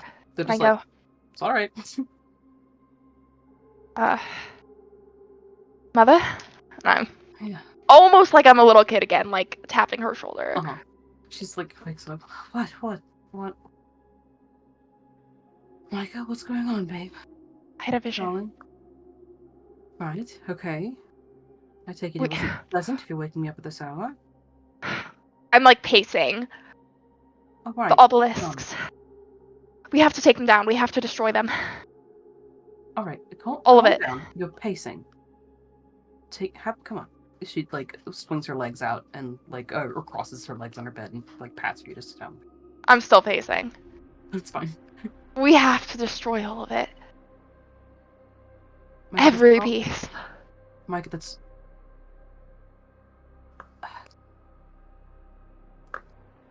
Why? It's not going to stop. It's a perpetual motion machine, and it's going to keep getting stronger until it kills everything in every direction. What are you talking about? Kill everything in every direction? It has a radius of like 5 feet. Sure, if something walks up to it and smacks into it, it's going to hurt, but it's not going to, the light isn't going to arc out. You've seen it yourself. The light will stop. But the consumption, that's how it gets its power. It draws energy from the soil. We're talking about the lodestones. Darling, the lodestones don't draw energy up that quickly. You know this. You've researched it yourself. These ones will. I don't know why. It shouldn't be possible. I never once in any of my calculations did I anticipate anything even 1% as potentially battle catastrophic as what I saw. Otherwise, I would never have allowed this to happen. But I saw it. It is worse than you can imagine. It is the sort of hunger that will swallow Retham whole, if not the world. Darling, I hear what you're saying. Frankly, if this was the first barrier wall to ever be erected, I might be a little bit more concerned. But the fact of the matter is, there is one already. She gestures generally south. There's one that's been up for 150 years now, give or take. And it's never caused any problems. And we've modeled ours off of the exact same plans. It's going to be fine, darling. It's the Outsiders War. Have we actually spoken to anyone who was there when it was activated? Oh, no, they were Dragonborn. We didn't really... Well, I actually wouldn't have been. No, they were... Tabaxi and Aarakocra. We don't... If we talk to them about it, then they... I mean, at the beginning, I got some information from them because I needed it to be able to start the project in the first place. But ever since you've been on the project, you haven't really had a need to because you've had the research papers. I'm just saying... I mean... We haven't talked to anyone who was there when it was activated. We don't really know how star metal works. I've only got this little slip. We've only got this. Well, exactly, though. That's my point. We only have this little slip of the star metal. How do we know that its magic, its power hasn't been amplified over the years? How do we know that it doesn't become exponentially stronger when we bring the pieces together? Because I have had Nimir look into the star metal. Don't say it. I know what you're going to say. Oh, what? She built the arcane mechanism. Did she? I did. I'm not saying that she built the arcane mechanism. I'm saying that she has been my trusted arcane advisor since before you were born.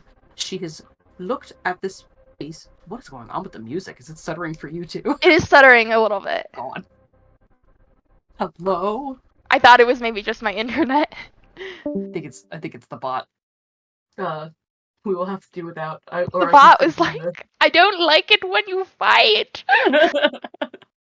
Here, I'll send you the music in case you wanted to play it on your. She says, Nimir has been my arcane advisor since before you were born, darling.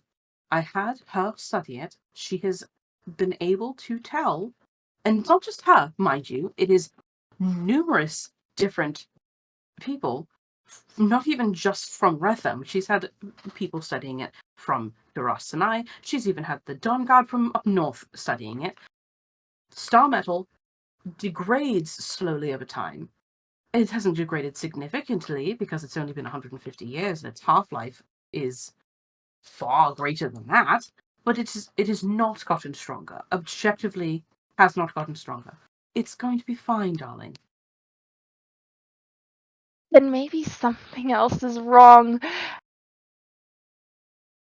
Nimir told you that it's fine. I'm telling you it's not.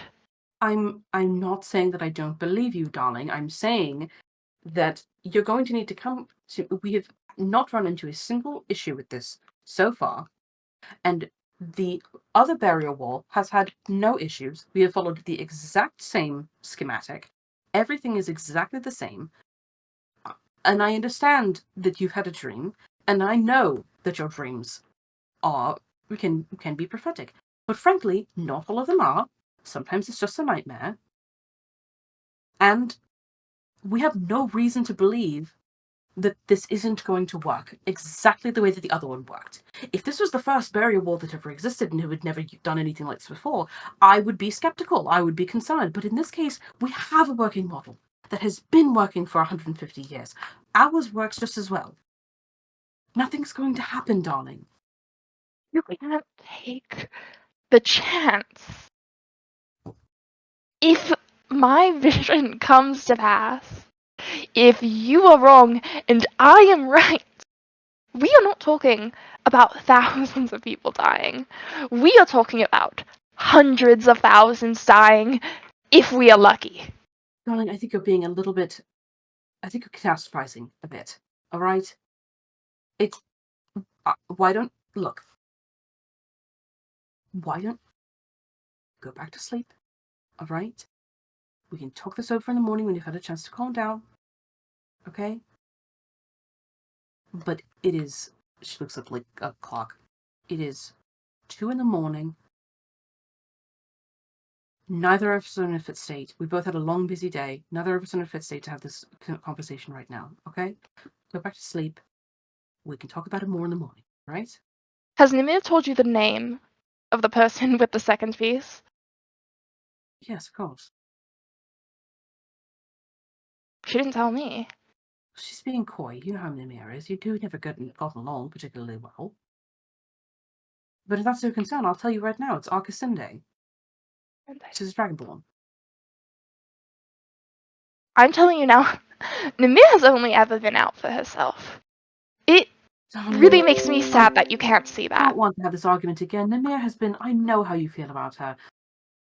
She can be brash sometimes, she can be a bit of a pain in the ass, but she is my friend, and she has been my friend for more than 30 years.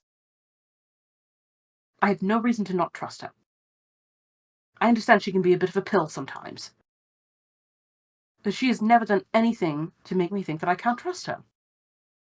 And frankly, she's never done anything to you to make you not trust her, aside from being just a little bit mean here and there. And frankly, you haven't been particularly nice to her in return. I thought when I was 4 years old. You're in your 40s and you can't figure it out. I march out of the room. Micah. It seems like calls after you. I do not run away on this night. But it's not even running away, I'm 28. I don't rob them on this night. But I go back to, I assume it's like a little laboratory I have. Yeah. And I run the test again by myself. Sure. Does it go the same way? Same way.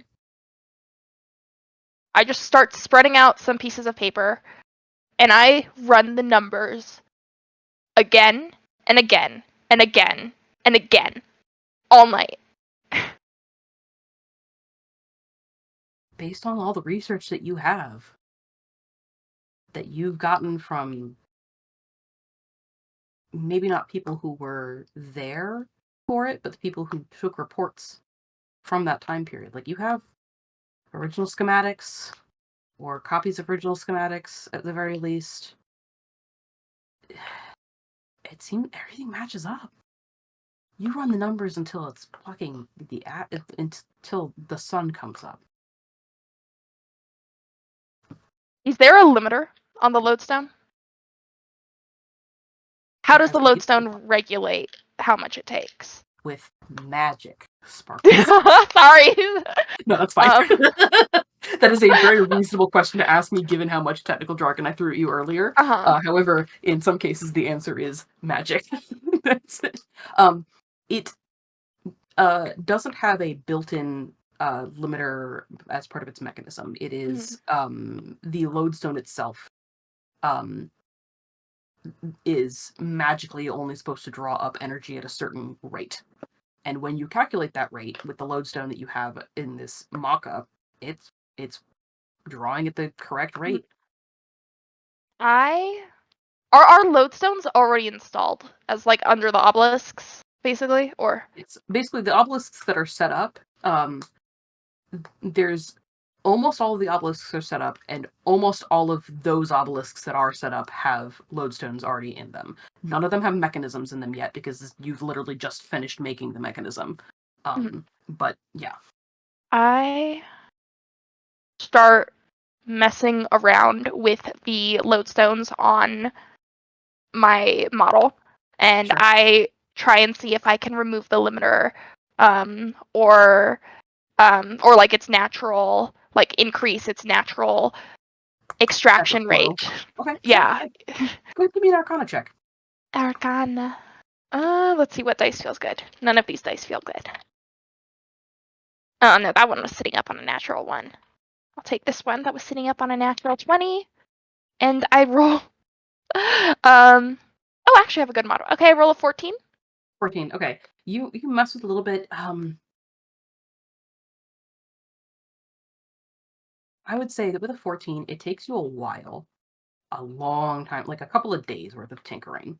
I am basically not leaving my laboratory during this time. I go out and like get water. Tor brings you food, but it's very like tense, and like he seems kind of grouchy at you, and like does not understand, and seems like he's kind of, there's this air of like resentment of like, you are trying to destroy this thing that I hold near and dear to my heart, and I don't understand why. And you won't let me help you. Like, I think that's part of the issue. And you know this. You can tell what his problem is. And your mother is having the same kind of issue. And Namir hasn't shown up at all, but she has no reason to. I think I have entered a full state of fixation on this project, where I like note that Tor is reacting this way, and it makes me like a little bit sad. But I'm so like focused on this that it is like, it's also like if it's several days, it truly does feel like hours to Micah. He's fully honed in on this. It takes you a few days, but eventually you are able to get the lodestone to start drawing up just a little more energy. And you can see, like, it's one of those things where, like, you don't have all of the pieces Mhm. to the puzzle right here in this moment with a 14. Yeah. But you can see how it could all lie together where this could theoretically become an exponential cascade effect where it could Right. start sucking up more and more and more. It was is very like difficult for you to get to this point, but you got it to that point. It is like the Oppenheimer, like there's a 1% chance that the nuclear bomb could ignite the entire atmosphere sort of situation. Yeah. Okay, last question related to this topic. Sure. When I did whatever I did to the lodestone, is that externally visible in any way?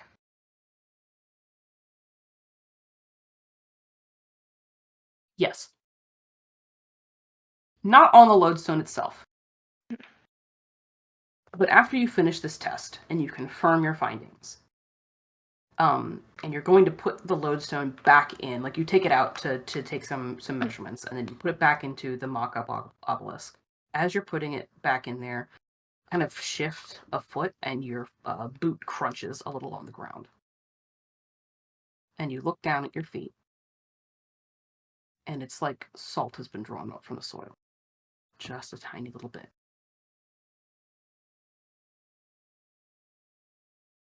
Okay, but also on the lodestone itself,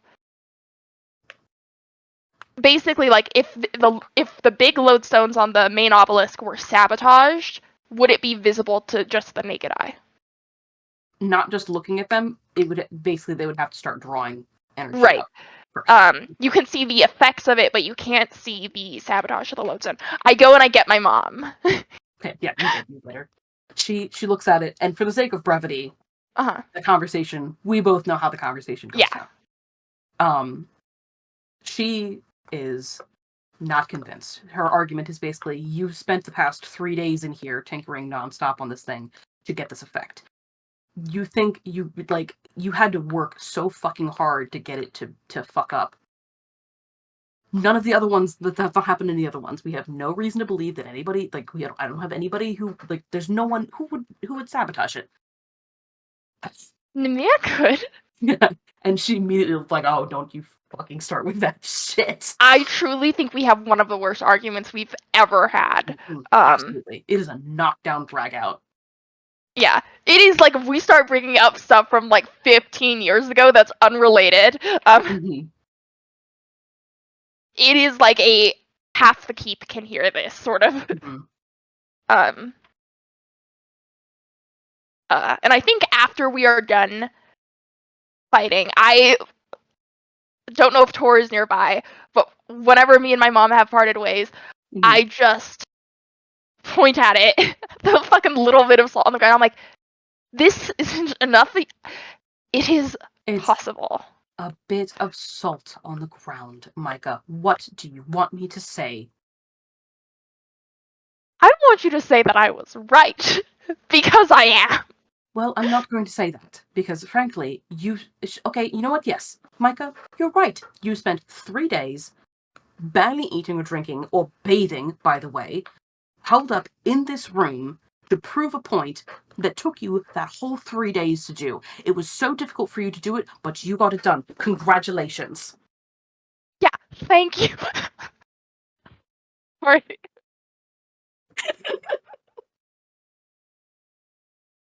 Thank you. I don't know why you're so fucking eager to die. I am trying to save you. You will not address me with that level of disrespect. You might be a grown-ass man, but you are still my son.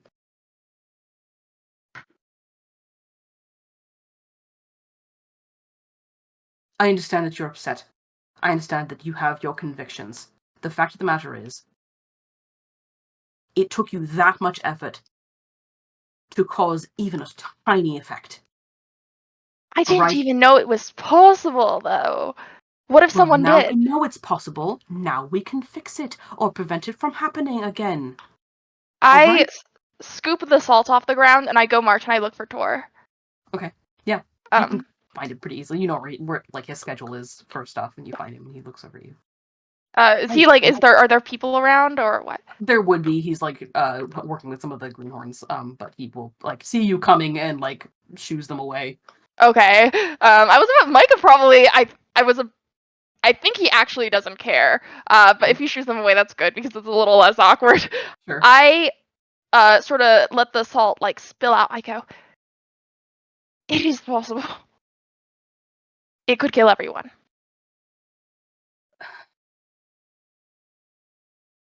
Babe.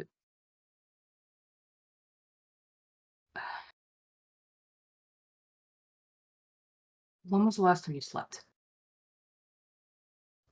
That's not relevant. It is relevant. You've Why been would that be hysterical about relevant? this for the past 3 days. I'm saying it's relevant because when you don't sleep, you lose perspective. You get hysterical. Okay? I'm hysterical because I know what's coming, and everybody is treating me like I'm fucking mad. I mean, I'm gonna be real with you, Micah. Right now, you're scaring me. You do look a little mad. Okay? How You can you not see should be this? afraid. You should be afraid. Micah, there's already a wall. It already works. What do you want me to say?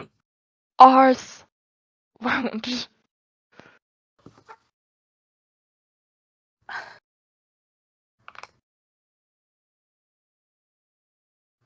To protect you. I'm trying to protect you. You're trying to protect me, but you don't want to put up this wall. You don't want to put up this wall. Again, you hit a nerve, and you realize it like the second after you say it. You want to protect me, but you don't want to put this wall up. This wall that could protect me and thousands of other people that look like me. And thousands of other people that look like you. It could kill them too. Micah, I don't have this conversation with you right now. You have been going crazy for the past 3 days. You've barely acknowledged my fucking presence, and now you want to take down this project that we've been working on for the past. Your mother's been working on this for 20 years, and you just that's it. Because of a theory that you have. Because of a premonition that might not even be a premonition. It could just be a bad dream. None of the other stuff that happened with this has ever happened before. You remember? I remember you told me about the he wouldn't be saying he would be saying this very very quickly. You told me about the tiger tabaxi that showed up in your vision that one time, and it wasn't a tiger; she was a cheetah. Okay, what it might just be fucking symbolism. Your visions have been wrong in the past. Okay, She they wasn't have been a tiger, but she was a tabaxi. What does it matter if you die choking on salt or sand? Micah. It's done. It's gonna happen. Okay? If there's a problem, we'll deal with it then.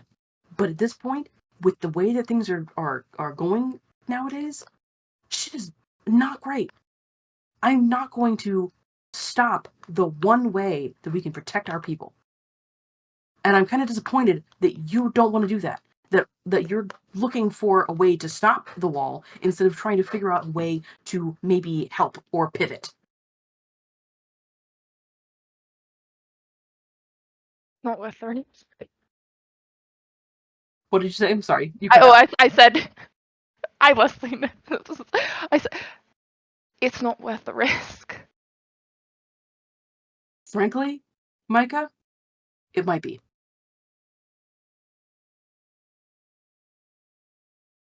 You were gonna walk us backward into our own doom.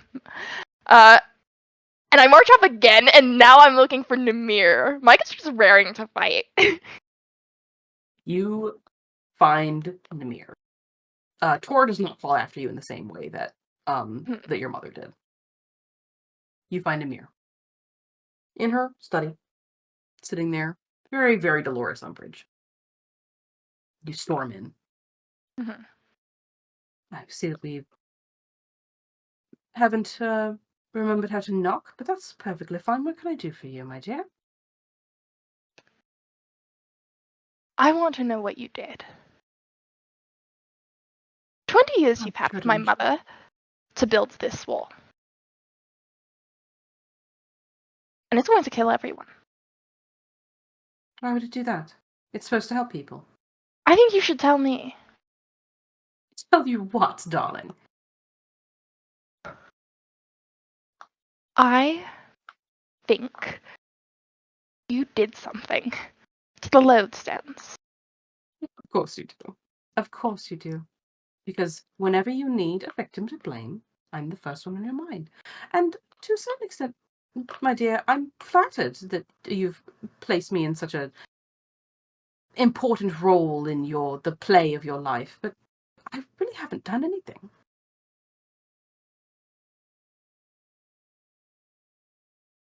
There are only 3 people, 4, I guess, who could have done something to the wall. My mother doesn't know enough about magic.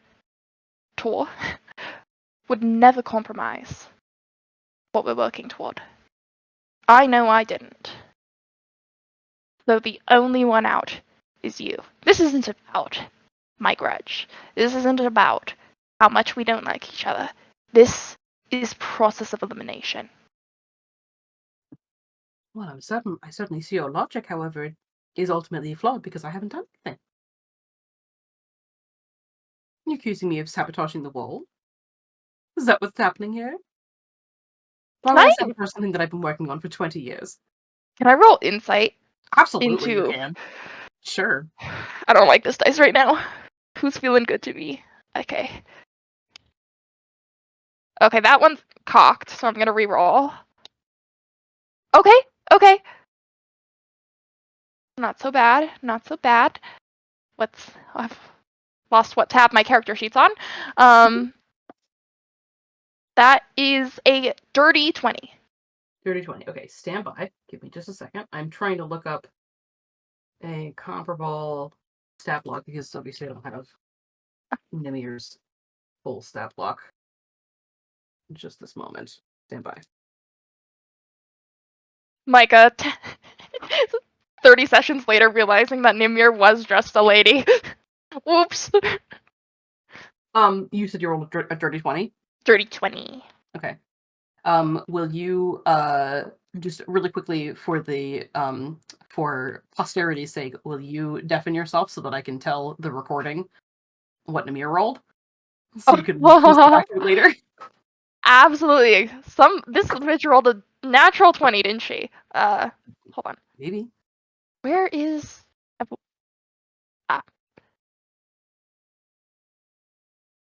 Hello, podcast listeners. Nimir rolled a 12, but has a plus 10 to her deception, so it is a 22. Okay, hello. Hello. I turned off my camera too so that you wouldn't see read my lips. Yeah, I'm like... Okay, yeah. You're a 20. You try to ascertain. What are you trying what are you trying to pick up with your insight check? Yeah, I know I'm not obviously gonna get a 100% clock on like Sure. whether she's telling the truth or not. I'm trying to sense truly whether her sort of bemusement is genuine or whether there is some level beyond her being offended of her playing games. Like, I don't know if that makes sense. Like, That makes not sense. even just Absolutely. like being mean to Micah, but also Yeah. like political games. Sure. Yeah, absolutely. You stare at her for a long moment. She stares right back at you. Just smiling. Again, very Dolores Umbridge. One of the things that has been the most infuriating about this woman for the entire 28 years that you've known her is that she has an infuriatingly good poker face.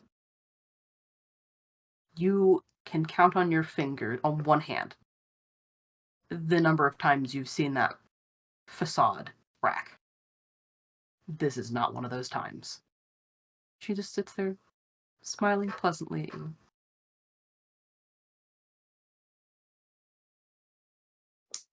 If there's some nefarious intent behind those eyes, she's not giving up that game.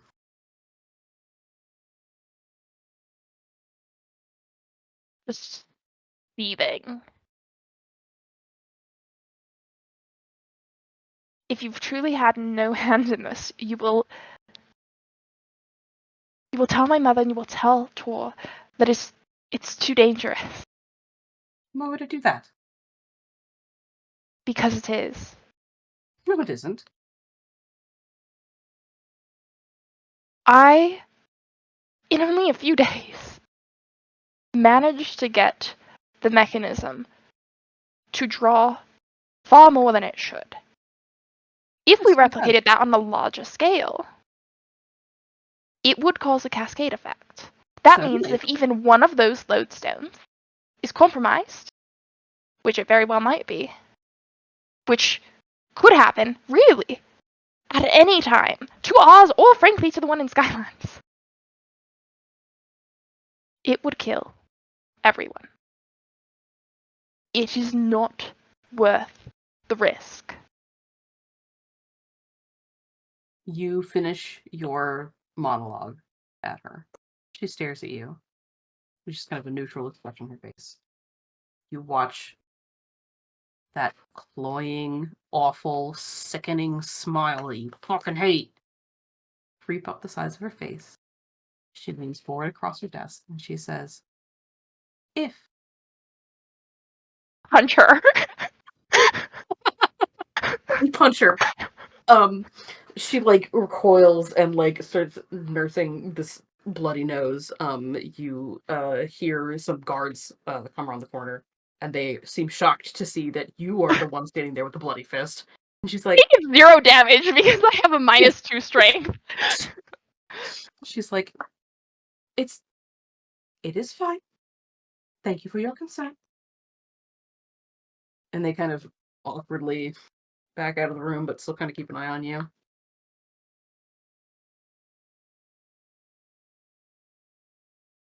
Was there anything else? Or would you mind getting me a hanky? Get it yourself.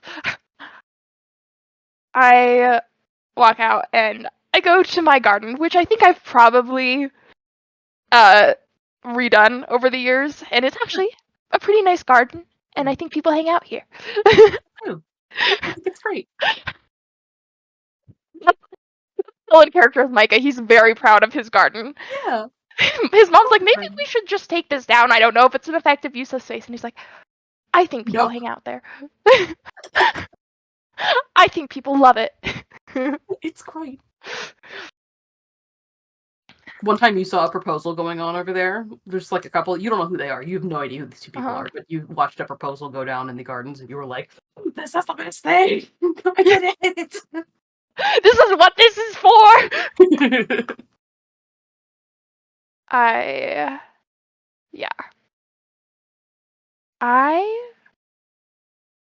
Does Tor have a room as well, or is he basically fully moved into my room? He would have a room as well. He has an apartment. Okay, yeah. Jesus Christ, cat! You pain in my ass. Oh.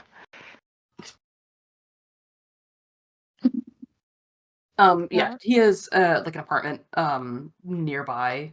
But I don't think he would have quarters in the actual manor itself. Right. Okay. I sit in the garden for some time, and I come to a really difficult decision. And then, knowing that I haven't slept or bathed or really eaten that much in the past 5 days, I take a bath, and I go to my room, and I go to sleep. Okay. I obviously have dice with me. And I don't have Tor with me, so I just have cuddling dice. I think this is definitely one of those nights where Tor is like, I've had enough of you. I'm good. Yeah, that's part of why I was like, because I would not have gone back to my rooms if I thought the tour was. And I would make sure that I wake up in the dead of night. Sure. You know, after Tor's shift has ended and after my mom is almost certainly abed. My alarm is that I tell Dice to peck me. You just hear like beep, beep, beep, beep, until you pat her on the head and she stops. 5 more minutes, Dice. No. And I get dressed, and I think definitely, I don't think I've left Southgate that much, but definitely more in like my traveling clothes. Yeah. So not, honestly, I probably don't have like full finery because I don't think we're that sort of family. Yes. But definitely like I probably have like clothes that are more suited to like being around the castle and like formal events. And I am definitely like sort of in the clothes that are in my hero forge. So like a loose shirt, pants, cloak in case I need protection from the sun. And I sneak out. Now the question. If I was experimenting with the activator, would I have had it in my lab? You would have. I'm going to say that for plot reasons, you show back up to your lab to grab the mechanism. And maybe the activator as well. However, when you get there, the activator is gone. You don't know if your mom took it, you don't know if Tor took it, you don't know if Namir took it. Fuck. The mechanism is still there. I take the mechanism and I put it in my bag. I wrap that baby up. I am keeping it safe. It's all cushioned. It's the bottom of my bag. I would say the prototype, because it's small scale, it is probably about the size of like an ostrich egg.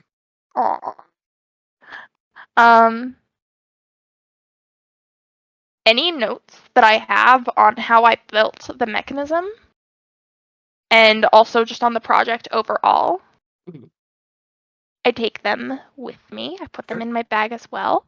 Okay. I am taking great pains to make sure that any guards and servants don't see me. Which I'm not super stealthy, but I feel like, I mean, even if you aren't super stealthy, this is your home. You have lived here literally your entire life. You know all the guards, you know all the guard rotations, you know how things go. Like you have lived here long enough that it's not so much a matter of stealth as it is a matter of timing. Okay. Yeah. I'm doing like the Hitman video games, like hiding behind a corner until the guard I'm like the vision cone goes out of view.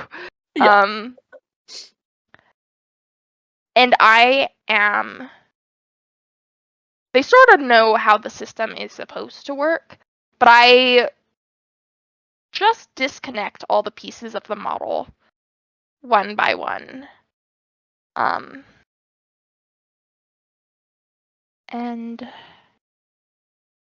to think if there's anything else I can do to make this difficult for them. Let's see.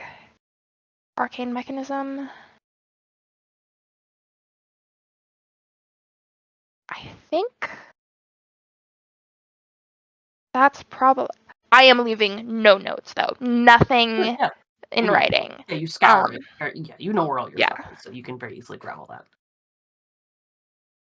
And then I am not a total idiot. Okay, I don't want to abuse my like background and the fact that you're giving me this. So I'm just going to ask you this stuff because it would affect how Micah would plan. There are 2 things I want to know. The first thing is, would Micah have or have had access to or would have been able to purchase at any point a bag of holding? I would say probably not. I mean, fair enough. Just because I haven't really given anybody else the option to take a magic item, and I think that's like an uncommon magic item as well, which is totally fair. I just had to because Micah is a dumb little rich boy who's about to go flouncing through the desert on his own. So I'm like, how do I keep him from dying of thirst? Bum, bum, bum, bum. And do I have a horse? Yes, I would say that you can have a horse or a camel at your discretion. I think that probably horses are more common up this far north in Retham, with camels being more common south. Okay.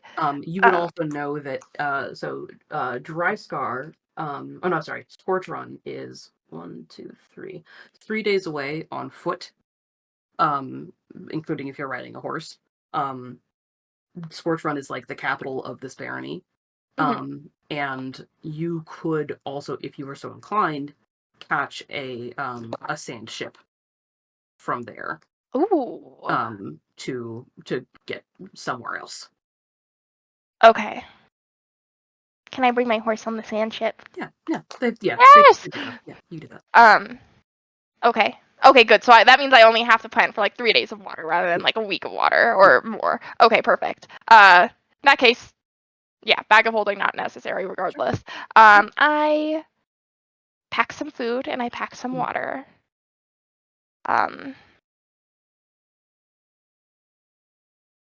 I go back to my lab. And I write a little note.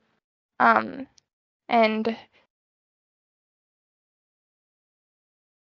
it just says I had to. And then I sneak out to the stables. I give my little horse a pat. Micah loves animals. And then I get the fuck out of Dodge. And that is where we'll pick up next time during session 1. I desperately have to run to the bathroom because my tummy has just decided that it hates me. Will you tell Ray that they can come back into the chat and or stop recording? Oh, I will be right back. Thank you for a good session. 0. I almost said 1. You're very welcome. I'll probably come back in a minute if you're still hanging out. If not, that's okay. I have to go.